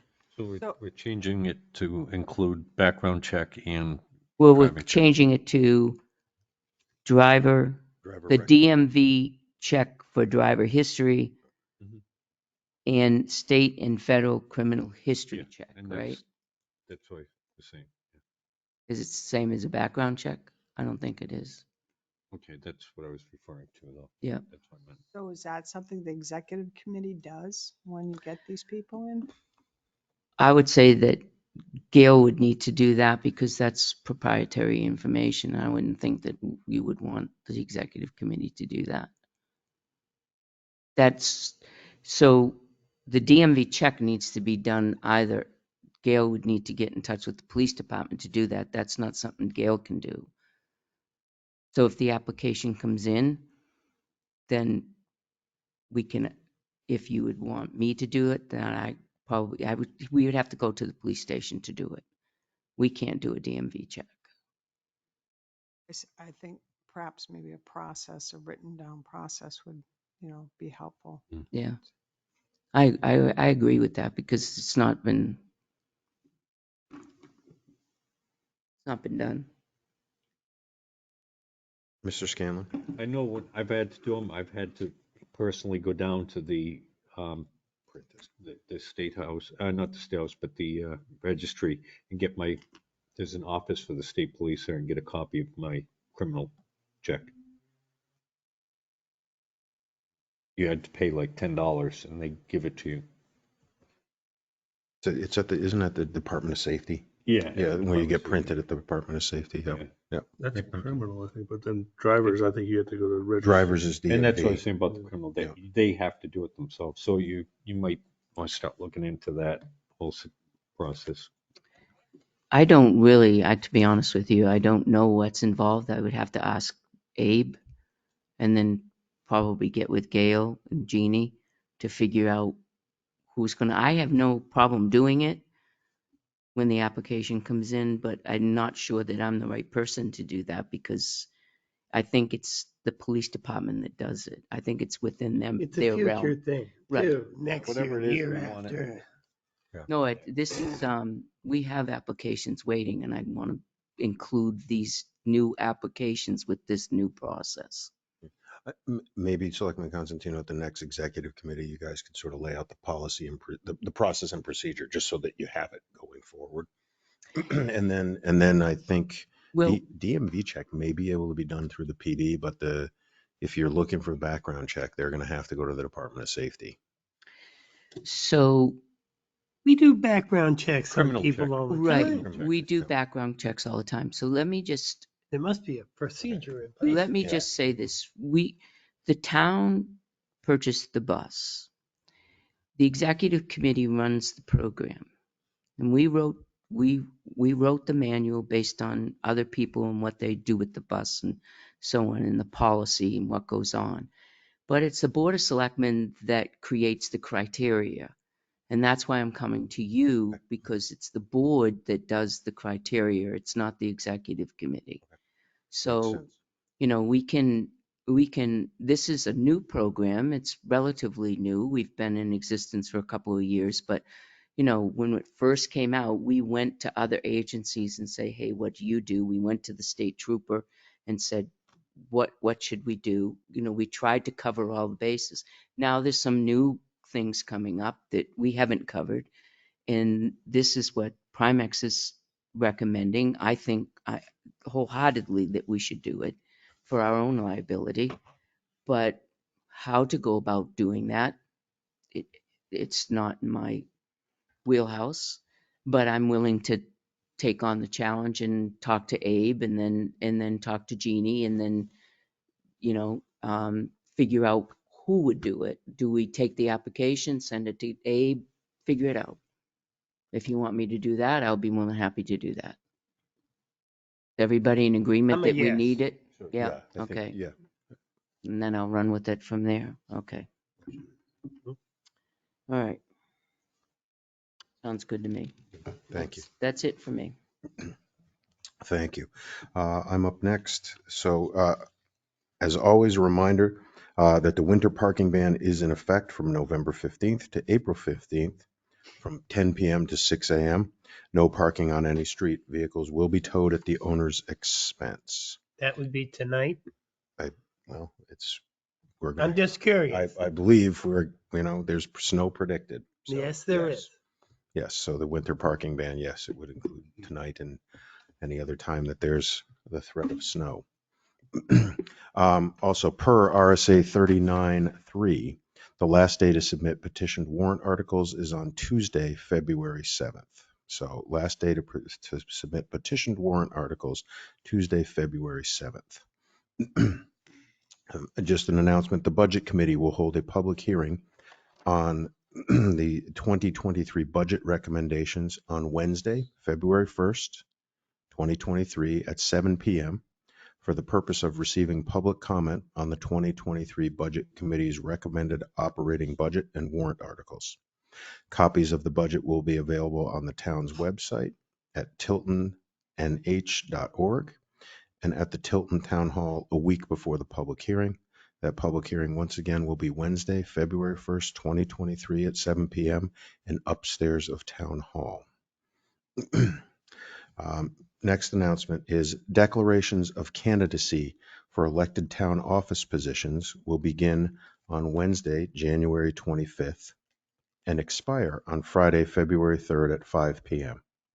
You may file at the office of the town clerk at Town Hall, 257 Main Street, during regular business hours. The office will remain open until 5 p.m. on Friday, February 3rd, solely for this purpose. The open positions are as follows. There are 2 selectmen positions open. Both are 3-year terms. Town clerk tax collector, 3-year term. Supervisor of the checklist, 5-year term. 2 budget committee positions, 3-year terms. Sewer commission, 3-year term. Library trustee, 3-year term. Trustee of the trust funds, a 2-year term, and trustee of the trust funds, a 3-year term. So again, declarations of candidacy are due to the town, it open on January 25th, and the last date that you can file is on February 3rd by 5 p.m. at Town Hall. The last piece that I have, and basically it becomes a question for the board. I think anyone who has been a chair always faces those phenomenal decisions during snowstorms of what to do with town hall and when to close it for the safety of our employees. And I was wondering if maybe if we could start maybe thinking, should a standard operating procedure. In all of my free time, I was thinking possibly the following scenario, that the chair of the board could consult with the DPW director and the police chief, who tend to get some pretty good weather information. Upon their suggestions and recommendations, the chair then makes the decision whether to close town hall or to keep it open. If in the event that we choose to close town hall because of weather, that the chair would then directly contact the town administrator, who would then disseminate the information to the town employees. So Sounds good. that way the chair can blame the DPW director and the police chief. Yeah. So In the past- when we get half an inch of slush instead of It's 12, in the past, it's kind of been a shot in the dark.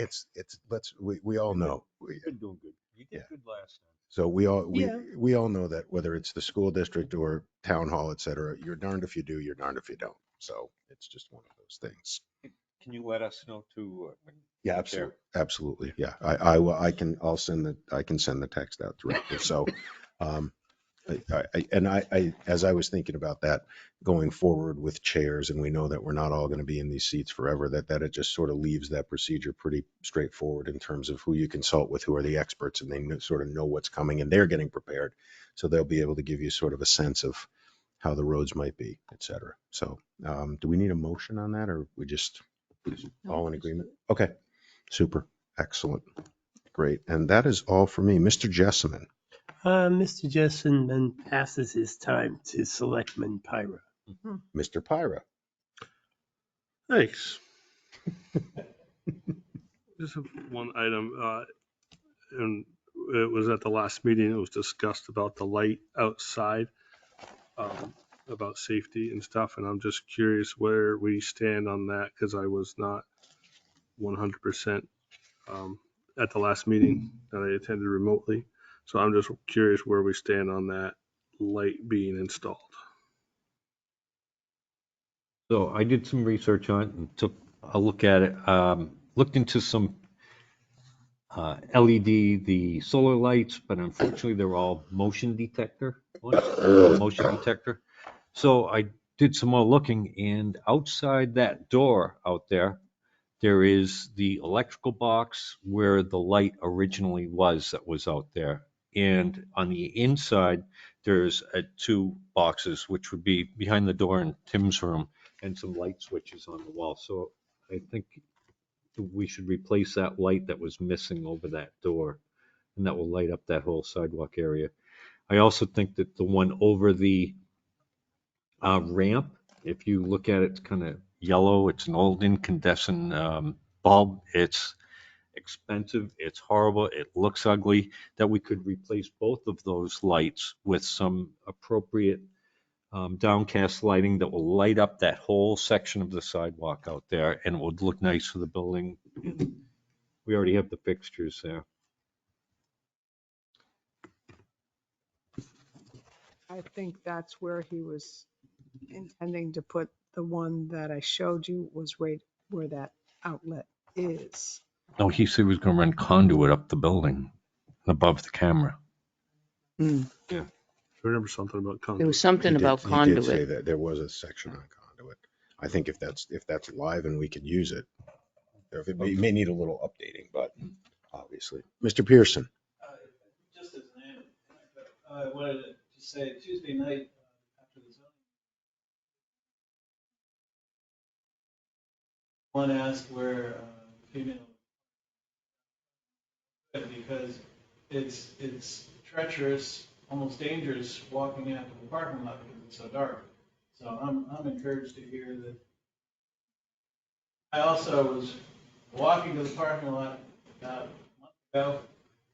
Car flew through the fire and parking area. I was about halfway through the dark area, wearing dark clothes, and hair back a little bit, but it was a little unnerving. I don't mind telling you, so I'm glad to hear some lights out there.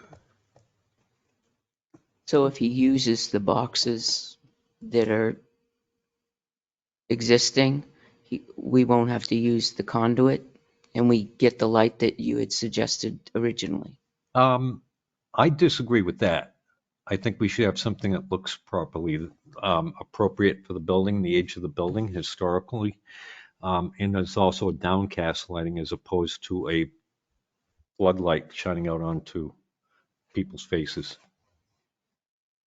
Well, that's not going to take care of the issue of them walking up at the sidewalk then. That will That's light up only the whole going to take sidewalk. care of the issue right here in front of the steps. That's all that's going to take care of. Those throw quite a bit of light. The luminance on some of those, you can get very strong lights. Do you have lights you can suggest? Yeah, it's something that's appropriate, like a wall Or lantern.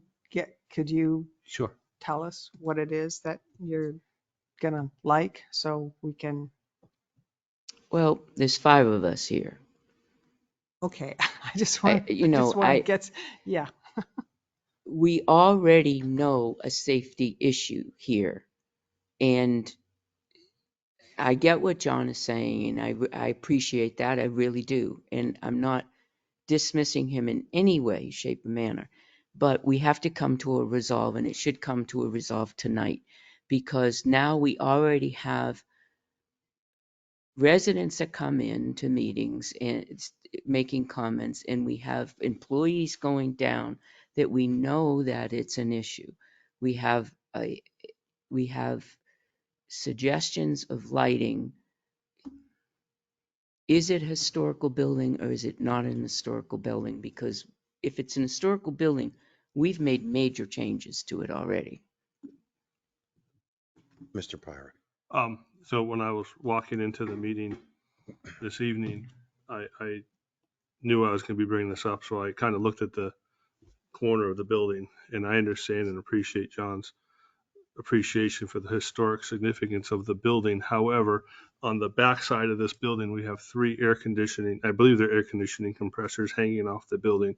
We have 2 of the 3 windows that are bricked out, and they don't match the brick in the building. They are a different shade. They line up, especially the one that's closer to the street. They line up, but it's obvious that there was a window there at one point, and it doesn't match the building.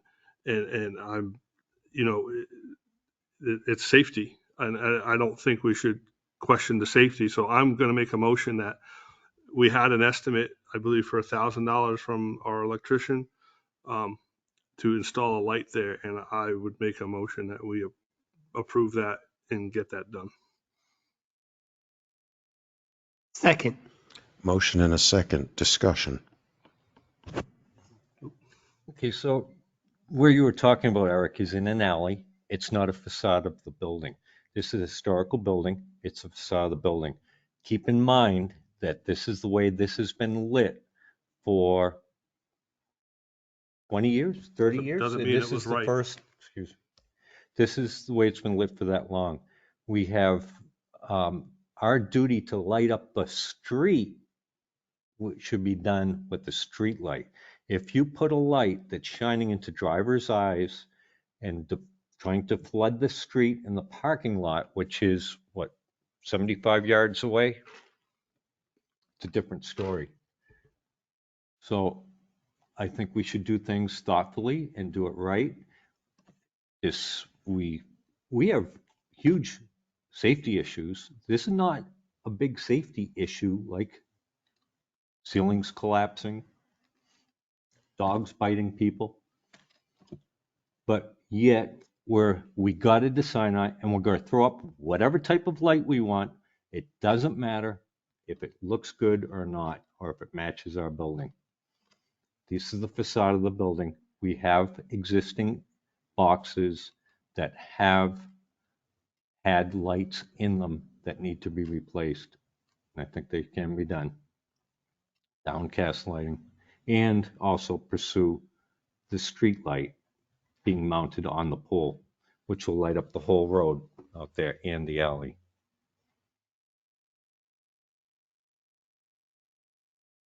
Selectman Constantino. What kind of lights are out front for lighting in the doorways? I think it's in the arch. I think there's a light or incandescent light. Are they historically, I think it's recessed. so you don't see them, so they're not? As I recall, they're kind of like either one on the top. It lights up the entryway, but definitely downcast. It's not going to shine in anybody's eyes.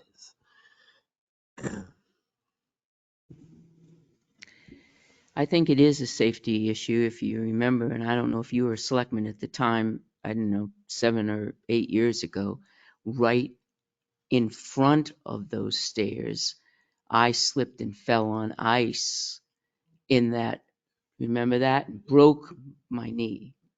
So yes, it is a safety issue, and I would not feel very good as a selectman sitting here making this decision tonight and saying, oh, let's wait a couple more weeks until we can get a pleasing to the eye light, and then Nobody said have, that, Pat. and I know, but in place of somebody getting hurt, I can't make that I would not live with myself at night having that. I know how it felt breaking my knee in front of those very steps.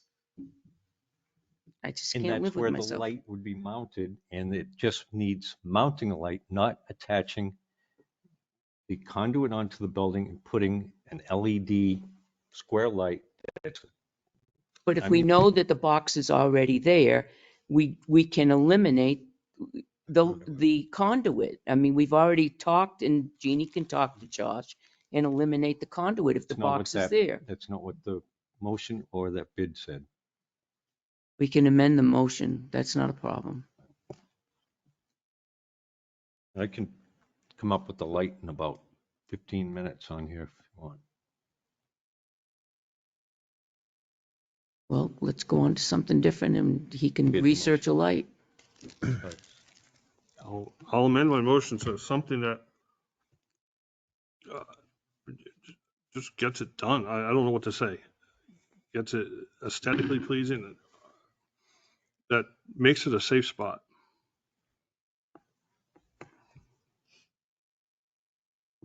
Any further discussion? Well, what's the motion now? Because We got to do something about the conduit. So Eric amended, was it seconded, the amendment, or what? I don't know.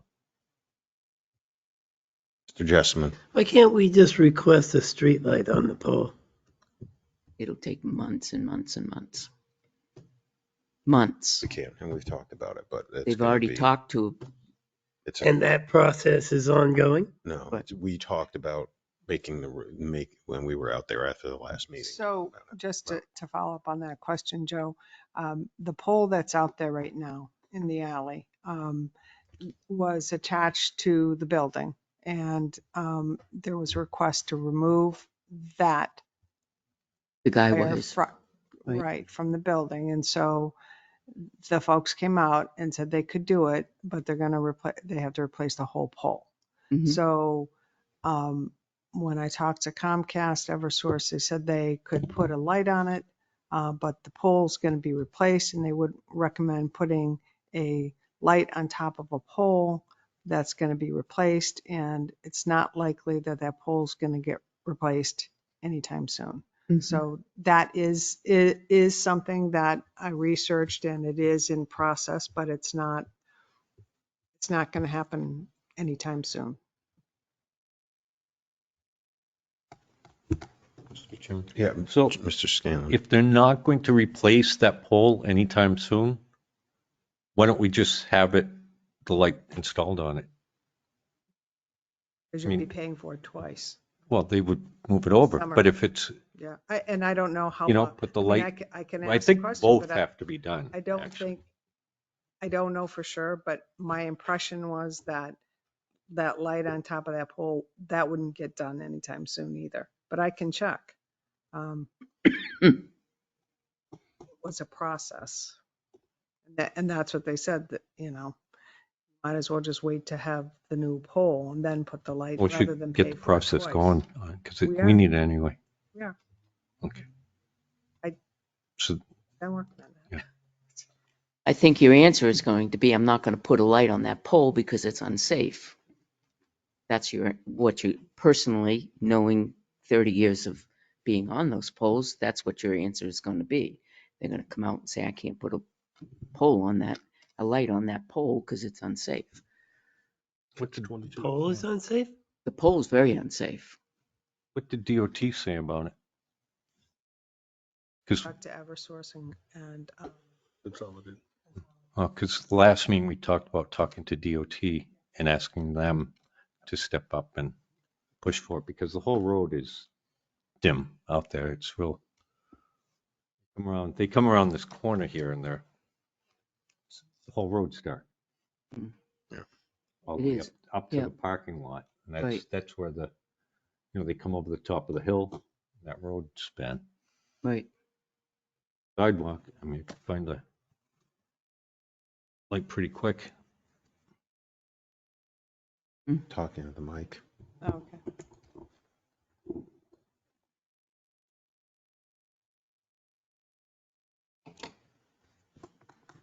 There is. As there is. Where do we stand with the motion? Those Need to seem be pretty amended good. to include the no conduit. Use the existing. That would be- Make a motion to have the light installed by our electrician. And I think Jeannie has our guidance that we prefer no conduit, but whatever the best way to get the light installed on the northwest corner of Town Hall.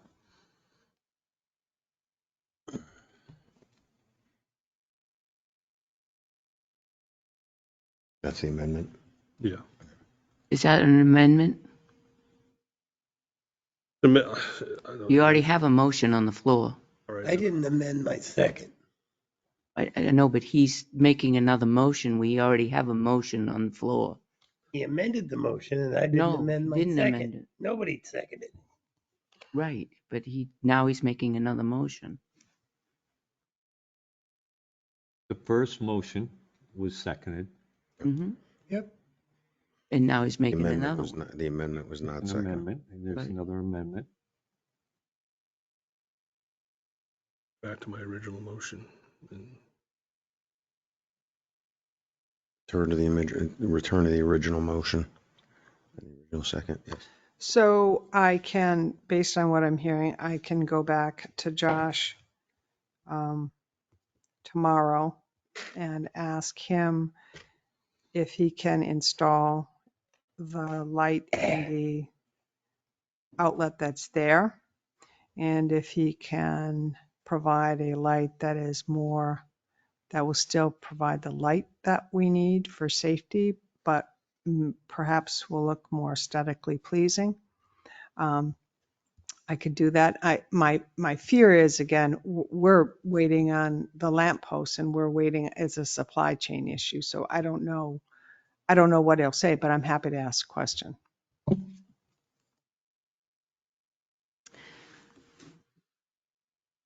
It's in motion. Yeah.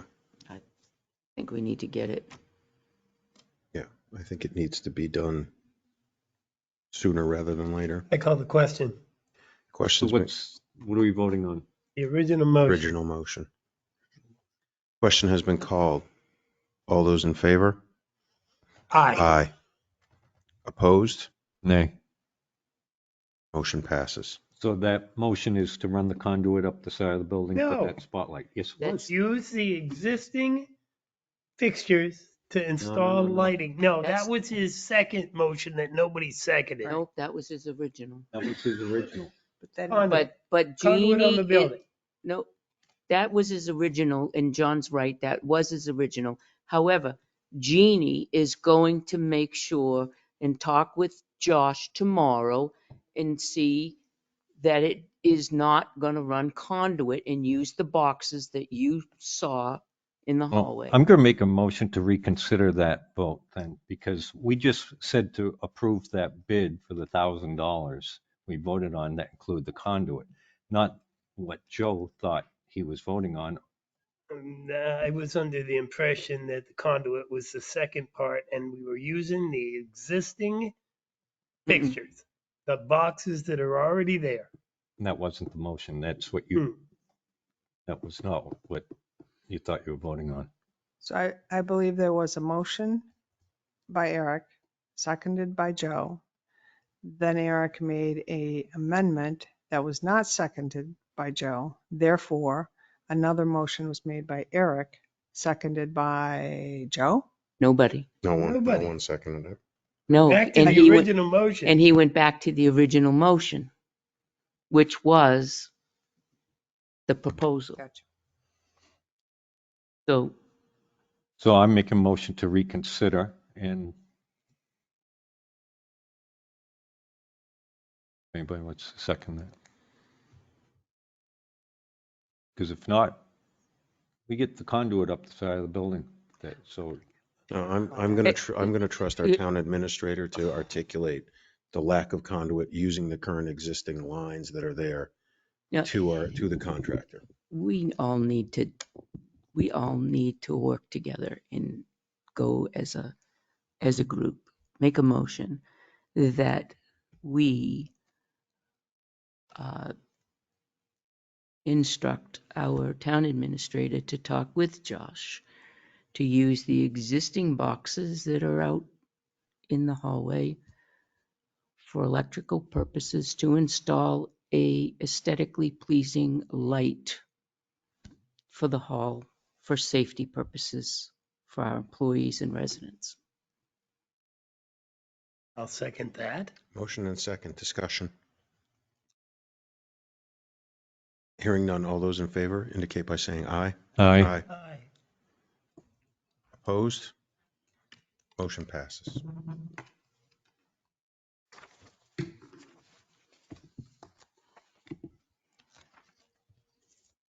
3 minutes over my time, so You did. I'm gonna. Good thing he gave you time. I'm good. You're all set? I'm good. Okay. I'm good. I apologize very quickly out of mind. I forgot the quick budget committee update. As you know, we did approve the sewer budget last night. And then the prior week, which budget did we approve the prior week? So, it was the Lockmere Village Water District's budget. And we had a very, very good conversation with Mr. Boudreau and her name slips my mind. Jessica. In terms of theirs and going forward, how we can sort of assist them and help them and make sure that, that maybe we can make the process smoother. I won't say easier. I don't think any of the budgeting processes are easy. So, yes, Mr. Jessman. As a further update, we're going to be holding, as I am a water commissioner in Lockmere, we'll be holding the budgeting process much earlier than we did. We're talking about the beginning of September. That was articulated to us. Come more in line with making this smoother and getting the DRA approvals before the first of the year. It's always been an issue in the past. Also, I'm sure as Mr. Jessamine could elaborate on, the Lockmere Village Water District is facing an increase because of the filtration system that they have to put in to handle the PFAS that's out in the water. We just received we're in the process of designing the system, getting people to come in with RFPs and whatever. And we partner with with the state who pays the bill. We get to choose the contractors. We are required to check for PFAS quarterly. Our last PFAS test was minute traces, 1/3 part per million of PFAS. And it has kept going down. We still haven't identified the source of the contamination, but if we have 4 in a row, we don't even need to install the filtration system. By that time, however, the money will have lapsed. So we either put in the system and pay for the upkeep of it and the maintenance of it. And there were some who said, but wait a minute, if we don't have to test anymore and we don't have PFAS in the water, can we just turn it off? It's like, sure, you can turn it off, but there's still maintenance things with it. There's seals and floats and filters, and this whole system is $1.1 million. It's not just a little thing that they put cardboard filters in or whatever. And we'll continue to have to monitor as soon as we start getting back into, oh no, it's too much, then we have the same issue. So we're kind of locked in. Our electricity is doubled at the pump house. It was $800 in December for a month. It used to be $410, which I thought was excessive. But those pumps run all the time.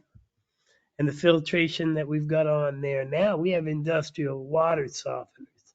There's a cost to maintaining those. The stuff that goes in those has increased. Looking at the bills is just like, oh my goodness, how are we going to pay for this? And we calculated the number of users and the amount that we had to budget realistically to pay our bills. And it came out to each user will pay $15 per quarter more. So it's $60 on the flat fee. And we're a nonprofit. We're not banking money. We're not doing any of that kind of stuff. And we've been coming close some of these years, because if all of a sudden the pump goes down, that's not we have to pay for it and then go back to our capital reserve fund and get money and reimburse ourselves. But it turns out water is an expensive proposition. And you've got 5 people who are regular people in charge of it. I've got some experience. Paul's got some experience. The others are getting experience. But this last budgeting process was, okay, here's the reality of it. And I won't discuss all the problems we've had in the past, but I think we're headed in the right direction. That's all I can tell you. And the water is safe. Mr. Scanlon. Joe, is it too far to, or too expensive to connect up to the aqueduct? It still Tilton, makes sense? Northfield, Yeah. they only go as far as maybe the hotel up here. Yeah, they have it in. And it's like, how much per mile to lay a water pipe? And is there ledge in there? You're talking about Business Park Drive. You know what I mean? So, It's gotta be at least 2 miles. mhm, Wow. at least. Yeah, and the PFAS numbers that you're talking about when they presented to us, that the last testing came back and they were over the minimum threshold by 2 parts per trillion. All right, then I take it back. It wasn't 2 one parts. part per, It was 2 but parts per trillion. the standard for PFAS in the water is It's almost zero. Yeah. Because this is a real nasty chemical. And I get that. I don't drink the water. I shower in it and I clean my clothes in it. And, but drinking the water, I just don't do. Sad to say that the water commission, but there's not a water commissioner there knowing what we know, that can realistically say, yeah, you should drink the tap water. PFAS are bad for you, bad, and they don't go away once they get in your body. So it is what it is. Welcome to 2023. Thank you, Mr. Jessamine. Up next is Town Administrator's Report. So you all got my weekly update. The first action item is to review the draft town warrant, the first draft. Everybody should have gotten an electronic version. I do have hard copies if somebody needs one. I'd rather have it on my phone, but I would When I love tried a to get hard into, copy. Jeannie, so you know, when I tried to get into the draft, it Yeah, asked for please. access. Oh. So I needed to ask you I for didn't even access. go there. So just letting you know. So there are a total of 15 articles. I haven't numbered them yet because they may move around a bit, so I didn't put numbers on them. The articles that are highlighted in red are new articles. The articles that are in black are standard warrant articles. The first one is relative to Tilton Island Park and the bond. This article needs to be redrafted. We have the attorney working on that. We can look at that if you want, or you can wait till the next meeting to see the final draft. The next article is the Caleb Hill Road, and that is the article that, if you recall, the state agreed to pay up to $100,000 for engineering costs, but we will have to pay up front, so we have to have the money, and then we get reimbursed.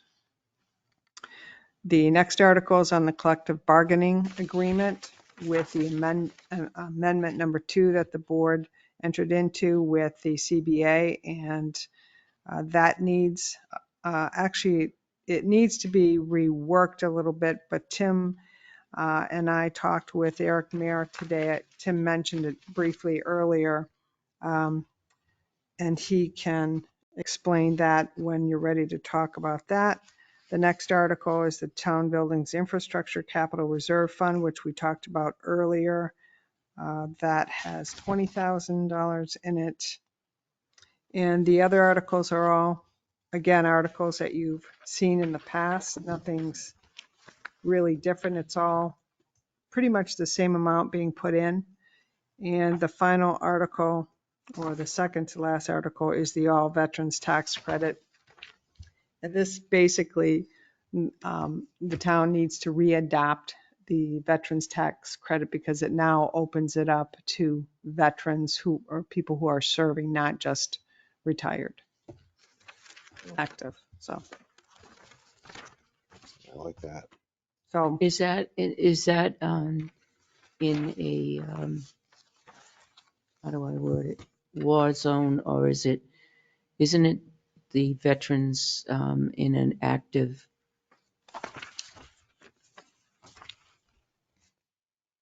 worded like an active war? it Any is, veteran. it says right here to expand the eligibility requirements of the Veterans Tax Credit to include individuals who have not yet been discharged from service in the armed forces. And So that's it's it. any veteran. Right. Okay. Any veteran is who can apply for it now, correct? Except for if you're, it says, Active duty. right, and this expands that. Change it to active duty.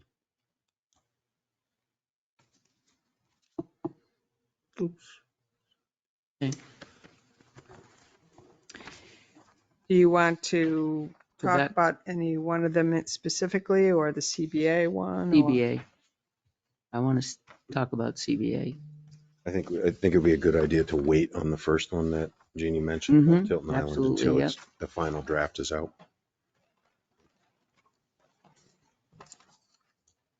Caleb Hill, I'm fine with. Okay. Everything else is, we've already talked about.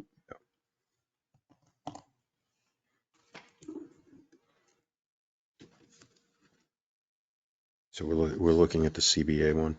Right.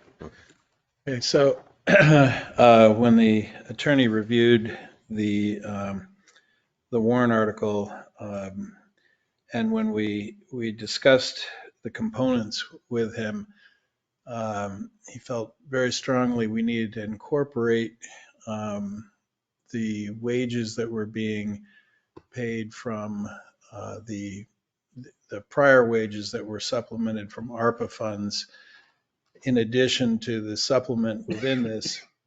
And then it needed to expand all the way through to the end of the contract, which is June of '24. So the in your binder, you have the calculations of those showing how much is ARPA related for, and this is 15 months worth. So keep in mind, this is from April 1st of '23 all the way through to June of '24. So there is a total of $25,571 associated with ARPA costs that would be shown here, and then also $52,858 of the supplemental cost all the way through June 30th of '24. So it looks like this. Yeah. Okay.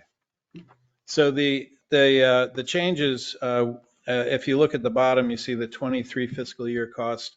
So this is basically what you would see in terms of taxation for the current year would be $46,157. And there was a change to lower that from what it had been because of the fact that we have someone on military leave and wouldn't be receiving pay during that time, only 3 months portion of that. So there was a reduction there.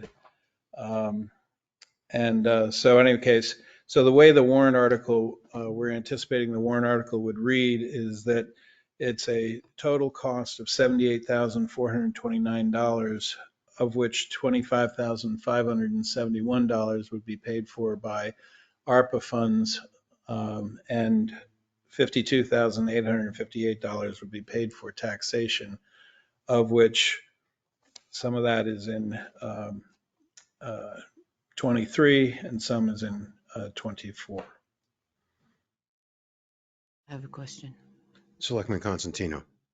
In the past, many pasts, we, per DRA, we've never been able to post in our annual report the future years. So we were only allowed in our annual report on a warrant article to only post that year in which we were doing the warrant article.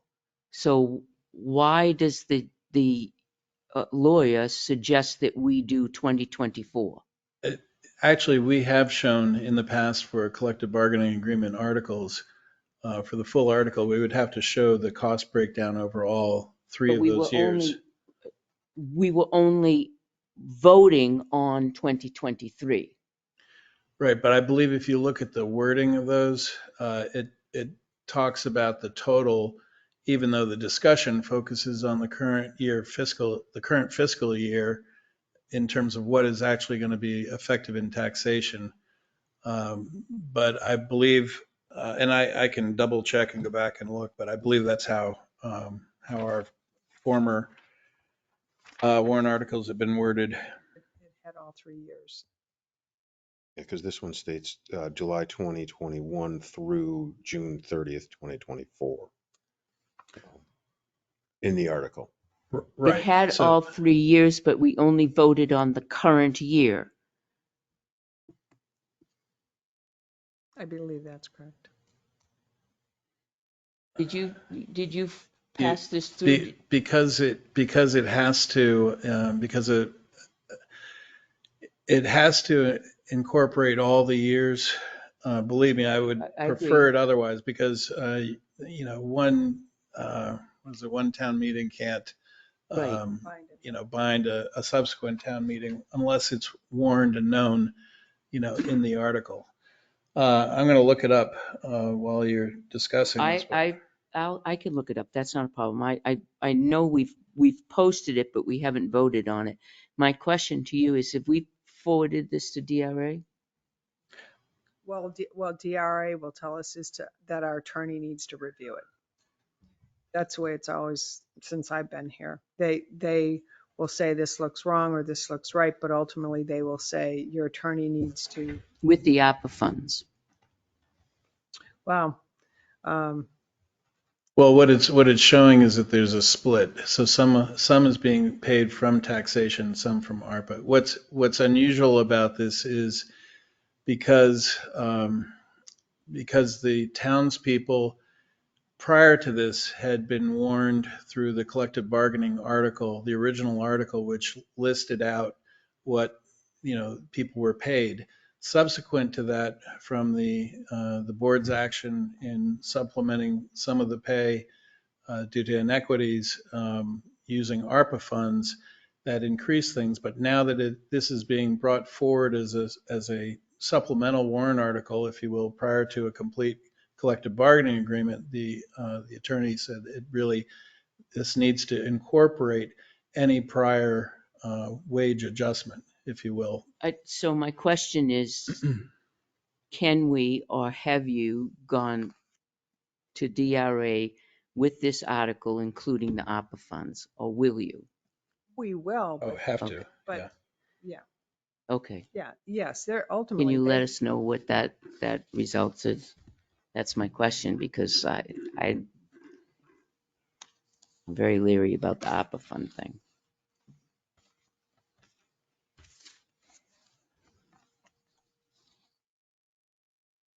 I generally take what lawyers say, but I'm leery on this one. So I think the main takeaway here was that that in order to properly warn citizens of the costs, that you're showing the total cost through the end of this agreement over and above what they had already voted for. So they already have voted for the 66-cent increase in July 1st of 23.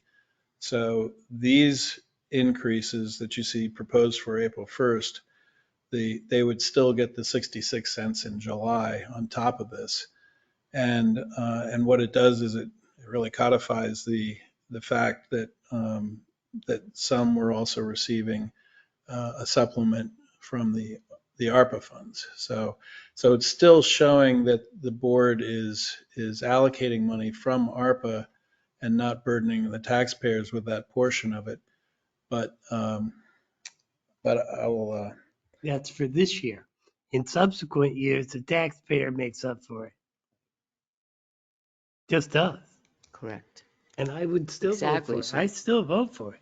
Well, you remember why this conversation began in the first place is, and we're by no means, because Tim and I talked about it earlier, no means are we we were just trying to be competitive to keep our people, because everyone else was, all the signing bonuses, Mm-hmm. we were at the low end. So How many officers do we still have from 5 years ago, 6 years ago, 7 years ago? We train them and they go other places. The sheriff's office, here or Laconia, and all of a sudden we're right back in the same position where we don't have experienced officers because we just don't pay competitive wages. So We just need to explain in Yeah. very hard details at the town meeting, because we all know that. We know why we made the decisions that we did. But the way that it's written, it's almost deceptive. and it definitely needs a rewrite. And Yeah. So this just happened today. Oh, okay. So we're that, along with the bond Yeah. for Tilton Island Bridge. Well, Because it really does seem. and you'll be happy to know that you're correct. The last time we did a collective bargaining agreement warrant article, Article 4 in the 20 budget. We listed out what the fiscal impact was in the written portion of the article for the current fiscal year. But all the years were listed with the amounts. I think that's really what he's getting at, is that it has to be properly warned so people know what not only they're paying this year, but in subsequent years. And then we explain why. But we, no, but I'm not gonna say it in public. Thank you. I'm all done. We'll figure it out. I'm sure we will. We've got a ways between now and then. We believe in what we did. I still Mm-hmm. stand 150% by it. I'm not gonna deviate one iota from it. No. It's the way I feel. When I voted for ARPA funds, I knew it was gonna cost. It didn't cost anything right then. It was easy to vote for ARPA funds, but I knew it was gonna cost down the road. And I'm still okay with it. I don't regret that. So when did you say the public hearing was? So, February. February 1st. well, February that's- 1st, yeah, budget committee. on the budget. Not on the warrant articles. No, because I question what you said, you're gonna rewrite this. When are we gonna get the copy? Because we won't be meeting before February 1st. so the hope is that it's going to be done early next week. Okay. Tim has the numbers. The only one really outstanding besides this one is the Tilton Island Bridge, and she's got the language for that. We just didn't get it before the time the meeting started. So if the board has any interest in recommending any of the other articles and holding back the other two until they're finalized. I make a motion, we recommend all the articles except the Island Bridge and the CBA. Ruggles, second. Motion and second discussion.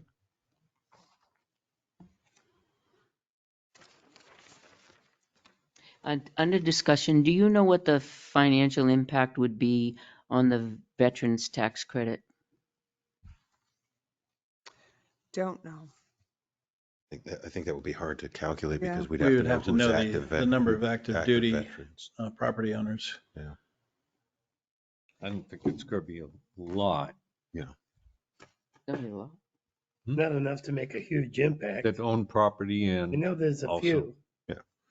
Mr. Pearson. I was just going to say that from a timing perspective, if the if the budget committee does not have the warrant articles at their public hearing, they'll have to hold a second public hearing to review, I would imagine, and vote on those. Maybe we can have a meeting before February 1st. Yeah. Right. Like at 5 or something. Yeah, well, and because we'll only have to review those two anyways, so Right. we can expedite, I think we could, well, we'll need to do that Yes. and just do it and expedite it.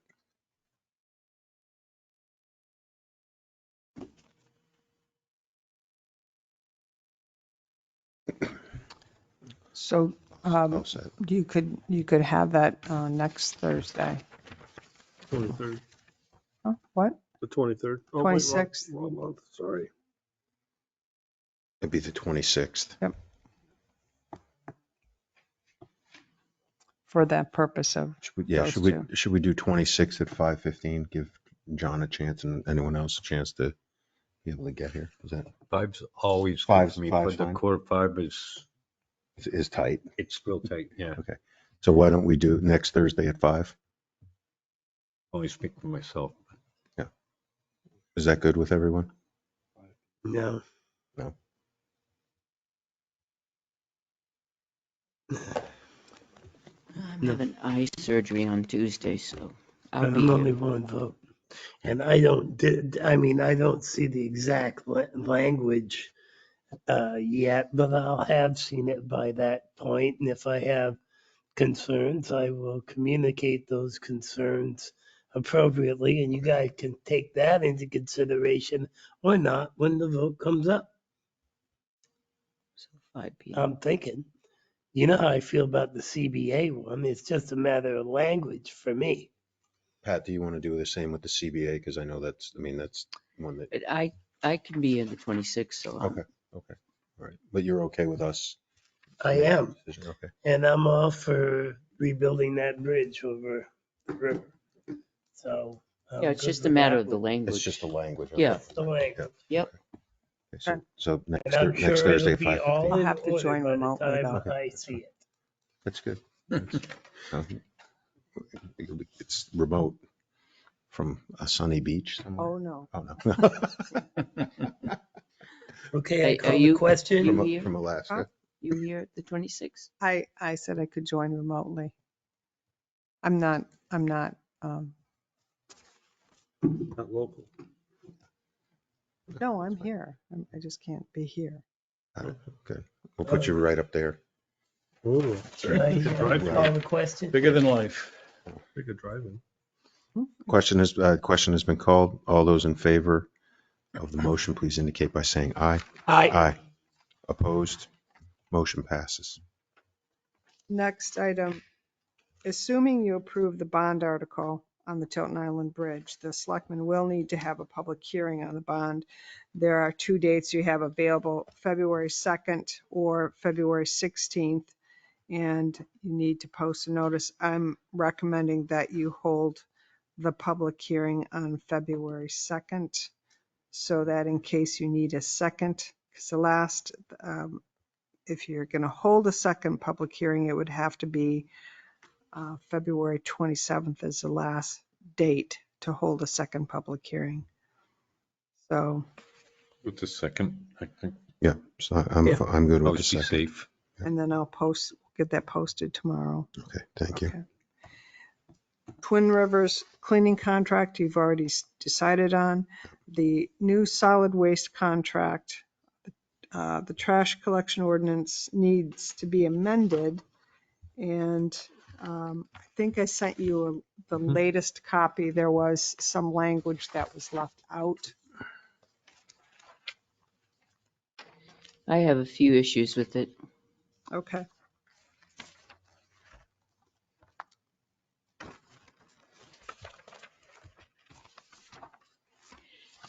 This was apparently, my understanding, this was, I think, before me,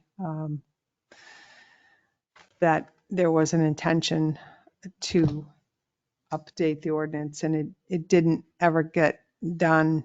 And Tony met with Gail, and they worked on the language of what needed to be in the ordinance to make it work.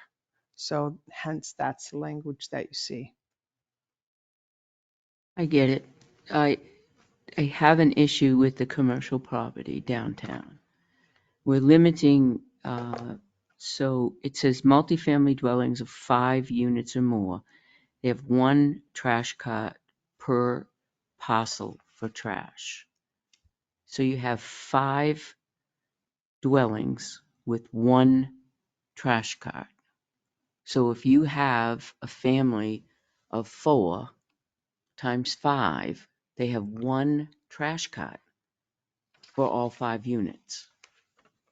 I mean, I can't even see that working, and that's going to be an issue. The second thing I have is down in red where it begins 243, 249, 278. We had a huge problem over here with trash barrels. They were identified and serial numbered to specific dwellings, and other apartments were taking them, and Tony and Gail stepped in, but there was almost a lawsuit over here on this area. And now we're going to provide enough carts to accommodate the output normally generated weekly solid waste. Carts can be used for community use by multiple buildings. So it's like a commingle, whatever. You use this one, I'll use this one, you use that one, whatever. And so to me, that's causing even a bigger problem in that area where we already had a huge problem a year or so ago, maybe a year ago. The trash ordinance is not there to cause problems. It's to resolve the trash problem. That's just this paragraph here that commercial problem is the only area that I can see in this trash ordinance. Even the addition here where it says commercial properties are defined from railroad. I don't have a problem with anything else on here, but I cannot fathom. I have a tenant with 2 people living in it and an infant, and they generate a lot, more than enough for one barrel, one trash barrel. Think about 5 units using one trash barrel. I just think that it's unconscionable for us it's beyond our expectation to expect them to do that, I guess. So that language didn't change. That was in the original ordinance. I still think it's wrong, and I've maintained that that's been wrong. We've given them, even though that's been in there, we gave them, if there were 5 units, we gave them 5 barrels. Panulo's building has 5 trash barrels. Would it be helpful to have Tony come to a meeting? It might be. Discussion. It might be because downtown where we have a limited amount of space, I get it. We've got to come to some other kind of agreement. But now you're saying here, catch as catch. So if some person uses 3 trash bags in one barrel and the other guy brings out his trash the next day and there's no room, he's out of luck. Mr. Pearson, you had something.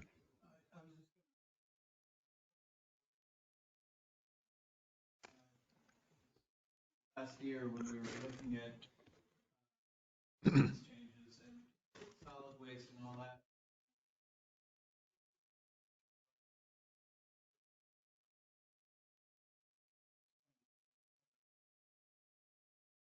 Property provided should be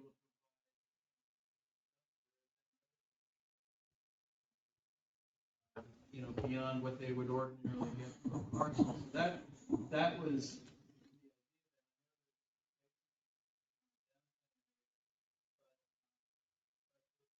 you have some commercial properties that are required to have dumpsters and other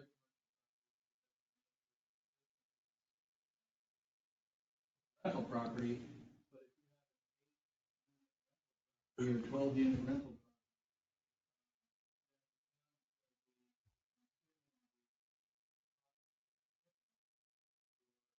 for Isn't this about the downtown? There's no 12-unit buildings downtown, are there? well, I think No, there aren't. Tim? Panulo's building has 4, But there anticipating a 5th to expand, correct?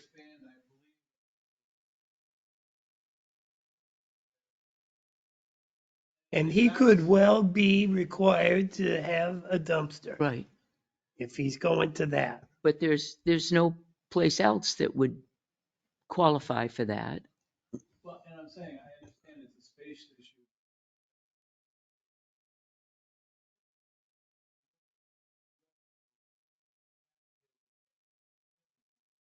Some commercial properties are required. Rental property, commercial property. So in some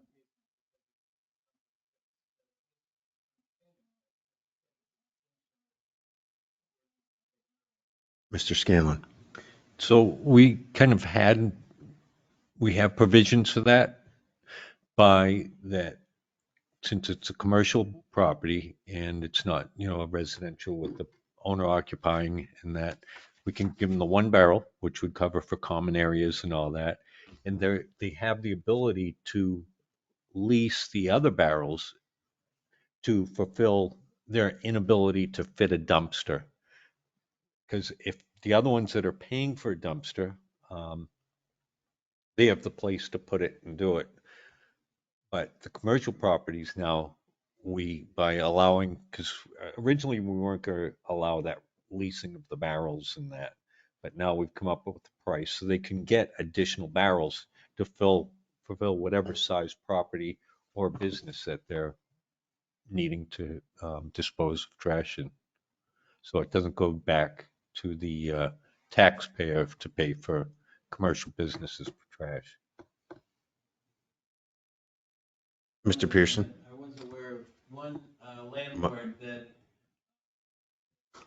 told tenants to buy a purple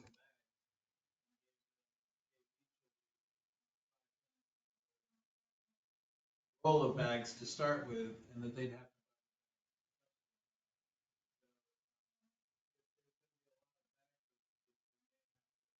to look at where the bags are available, how they're available at Hannaford. Not for years. No. Not for years, right? We had a couple pallets of them, I think. Public Works, yeah, we got more. We have a lot. I have a question. But the value of that bag must have gone up. Not the ones we already have. Yeah. You got somebody who's having to do the minutes. Good for you. Is I know. that microphone on? It's not It ready. is now. Okay, Yeah. good. Just checking. It doesn't have a light, but there's a mute button here. So Can you slide that forward a little bit so we can get you? it'll unplug itself. So I have to stay off camera. That's my story, and I'm That's the sticking to it. design. That's right. But in any case, so the board, and I'll commit to looking at what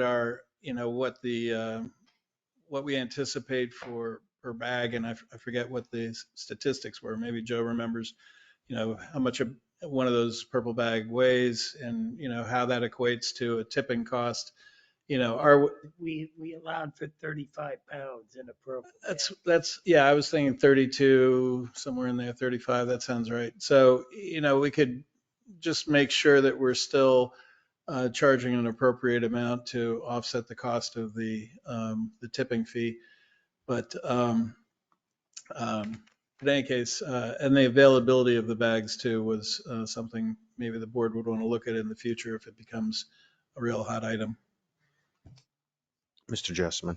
Okay, the way I read this is that all those commercial properties downtown will be provided enough carts to accommodate the output of normally generated weekly solid waste, which is not defined. They might say, oh, you only need 4. And community used by multiple buildings where space is limited. Does that relate to the above, the sentence before that? It seems kind of vague. Multiple buildings where space is limited. What does that mean exactly? In Space red for down what? below. Multiple buildings. What down below? See the red down below, Those 243? those are the addresses affected. Mhm. But above that, it says that these addresses will be provided enough carts to accommodate the output of normally generated weekly solid waste. Undefined. Is there 5 units in that building?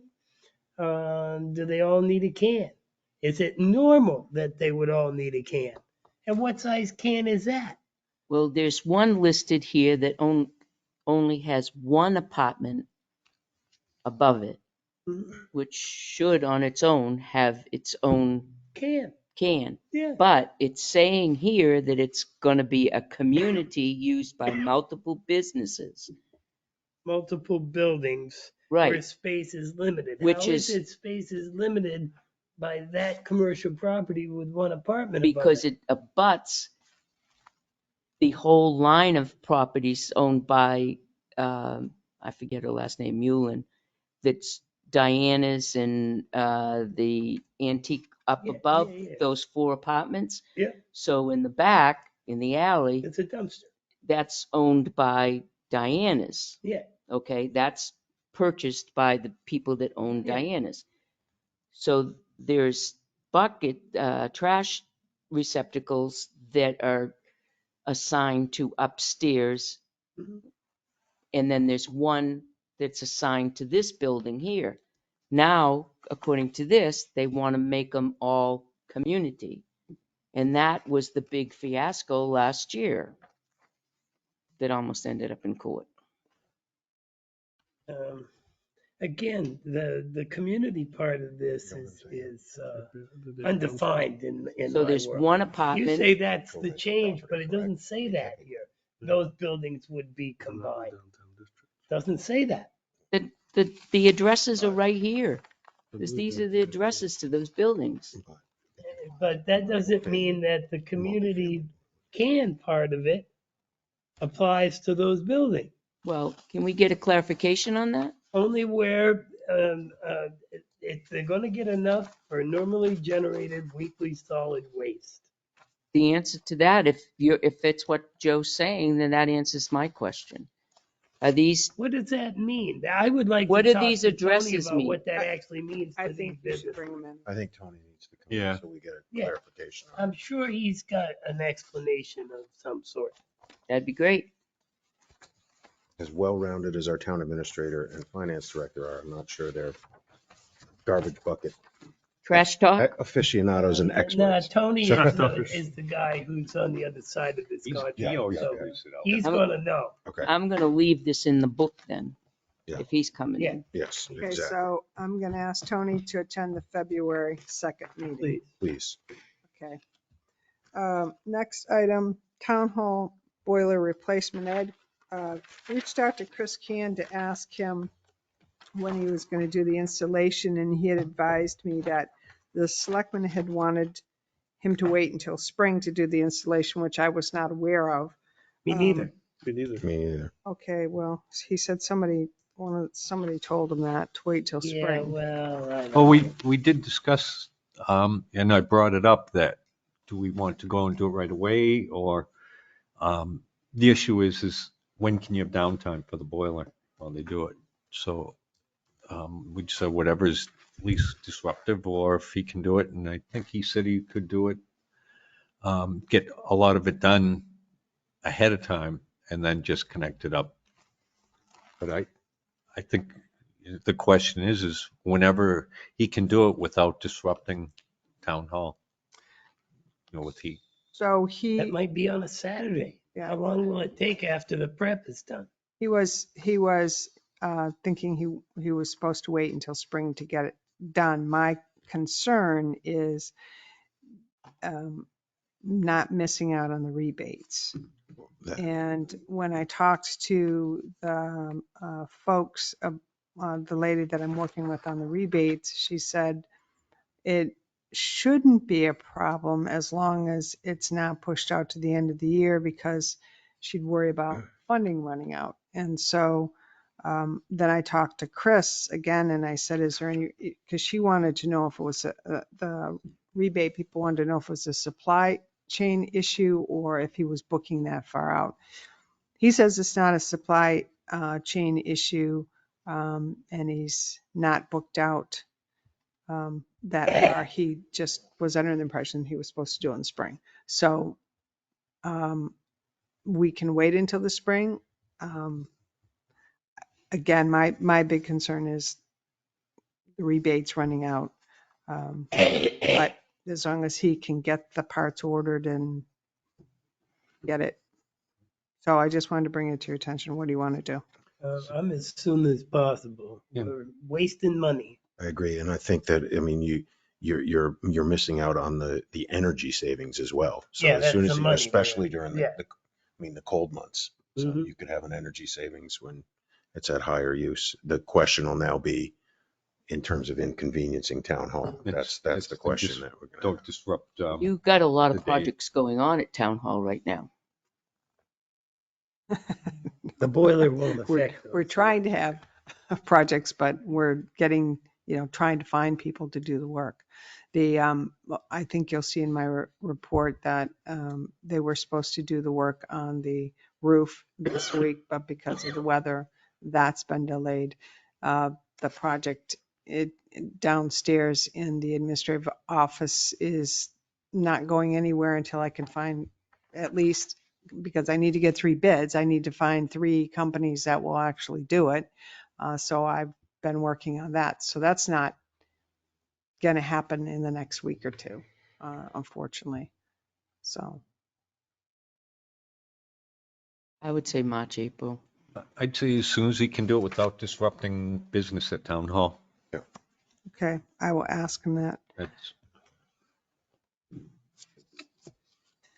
The liability waiver agreement between the town and Tilton Northfield Water District, I sent that out to you.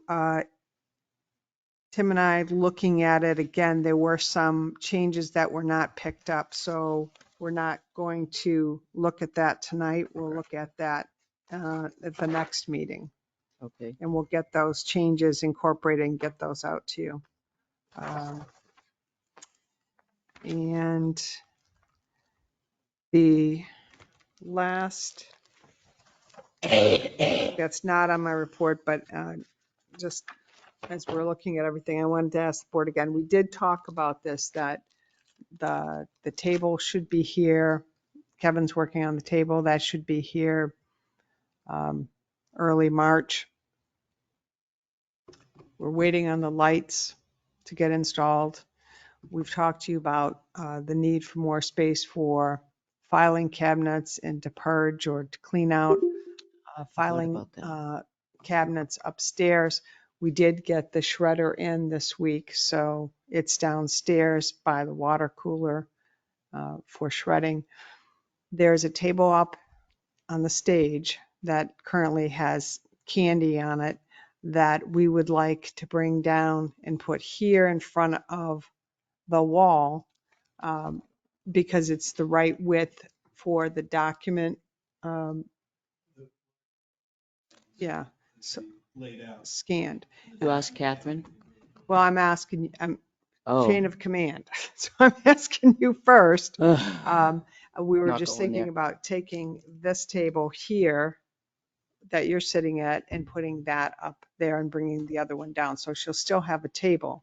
It's all that's on the table up there right now is candy and stuff for Christmas. It's not her desk. It's that table that's sitting there. But no, I haven't asked her because I wanted to.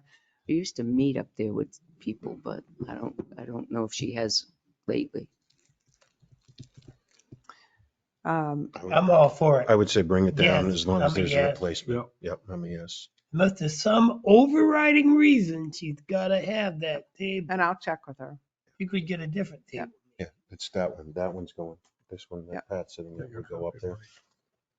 Oh, that's gonna go right over here. And then that one goes where Pat is. Cheers. And speaking of, No, the one up there goes in front Over there, of Joe. so they can lay out a larger And plans. so Pat And then just this stays one, here. no, this one goes No, up that one there goes because up. we'll have the other table. This one Right. goes to Catherine's office. so if you look at the blue outline here, Joe, this is where the new table will be when it's done. It's going to be in a U? Yeah. How wide is it going to be? You see the tapes. It's not very wide, is it? Seat 7. I meant depth-wise. I think it's, I think the, probably. We don't the use this inside- part anyway. I think the inside tape, it's seeing dead the area inside there. tape kind of throws you off a little bit. We measured Space. everything. Dead area. That area right there. I can't even reach the gavel if any of you people get out of order right now. So. That's a good thing. And the other thing that we're working on, just so you know, is the skylights above let a lot of light in, and we only have 1 or 2 that maybe have rollers on them. We did get prices to cover the skylights up. The prices that we got were ridiculous. So what we're thinking of doing is creating a foam board insert and covering that with fabric so that you still get the light, but you don't get the light in your eyes because it's pretty bright. one of the ideas that I thought was kind of a really neat idea, and Johanna thought of that, was having insert that, then getting the local students to do historical pictures painted on the inside. Then how would you take it down to get the sun in? You You wouldn't. wouldn't. It would be permanent. Right. Well, I mean, it wouldn't be permanent in that you could remove it to clean the window and everything, but it would be in there permanently. I guess the negative of having the painted is that you won't get any light in if you have We have something huge else. windows. All you have Right. to do Well, you is do. open the Right. blind. That's right.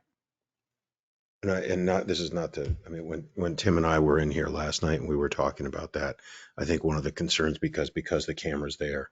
So if we don't have something to temper that light up there, that it can affect the picture. That would be a thing. Yeah.